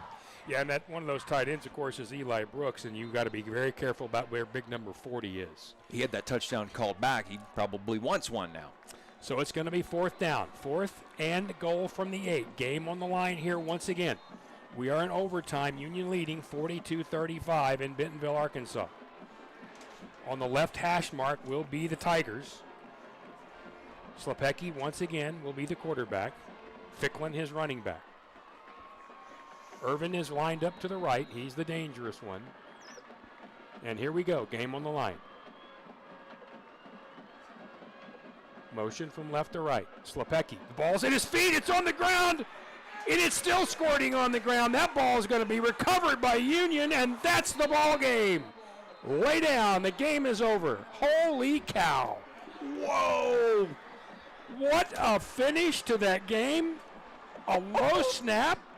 Slepecki could not handle it. It got ping-ponged out of there by a crowd, and the rest is history. This game is over, and Union has come back to win 42-35. Oh, my goodness. Feels like a state championship, doesn't feel like cow. A big watershed moment. Game 1, you are going to be able to look back on this game when you're down by 7 with 4 minutes left in the game, when you're down to your last play with 21 seconds. Look back on this game. We can do this. Well, and they just did. That was about as good as it gets. And when you look at the final stats, and we're going to get out of here pretty quickly because, of course, we do have a pretty good drive back. You look at the final stats, it's not going to read great for Union. 534 total yards for Bentonville, 364 for Union. But at the end of the day, the stat that matters is 42-35. And you have to give credit to that defense. They bucked up at the mean. And this Bentonville team has been storming up and down the field. Those 4 plays, that was the Union defense you're looking for. Yeah, you're so frustrated, right? You've given up the points. I mean, one of them was a defensive touchdown by Bentonville, but 500-plus yards you've given up, but you buck up when it matters. In the big transfers, the Jackson Franklins, the DJ Struthers, I'm looking at those guys who stepped up, but also the Union lifers in there. JT Frederick just gutting it out today on and off the field. You could tell he was hurt at times. Total team effort. Franklin, the guy that leads everybody for Union with 11 tackles. Frederick with 7. Cook with 7. And then Struther, you mentioned, with 6. Castellanos, very good tonight, with 6 as well. So that's going to do it. 42-35. Union wins week number 1. And doesn't get a lot easier. You got the Owassos, Broken Arrows, and Jinxes of the world coming up. Stillwater next weekend, again on the road. Doesn't get any easier for the RedHawks, but they are 1-0. I'm Rick Corey here in Bentonville, Arkansas. For Dave Davis, Jeff Johns, Mr. Richard Johns, and for Andy and the U Crew, we'll say goodnight. 42-35. Union wins game number 1. See you next week in Stillwater on the Union Sports Network.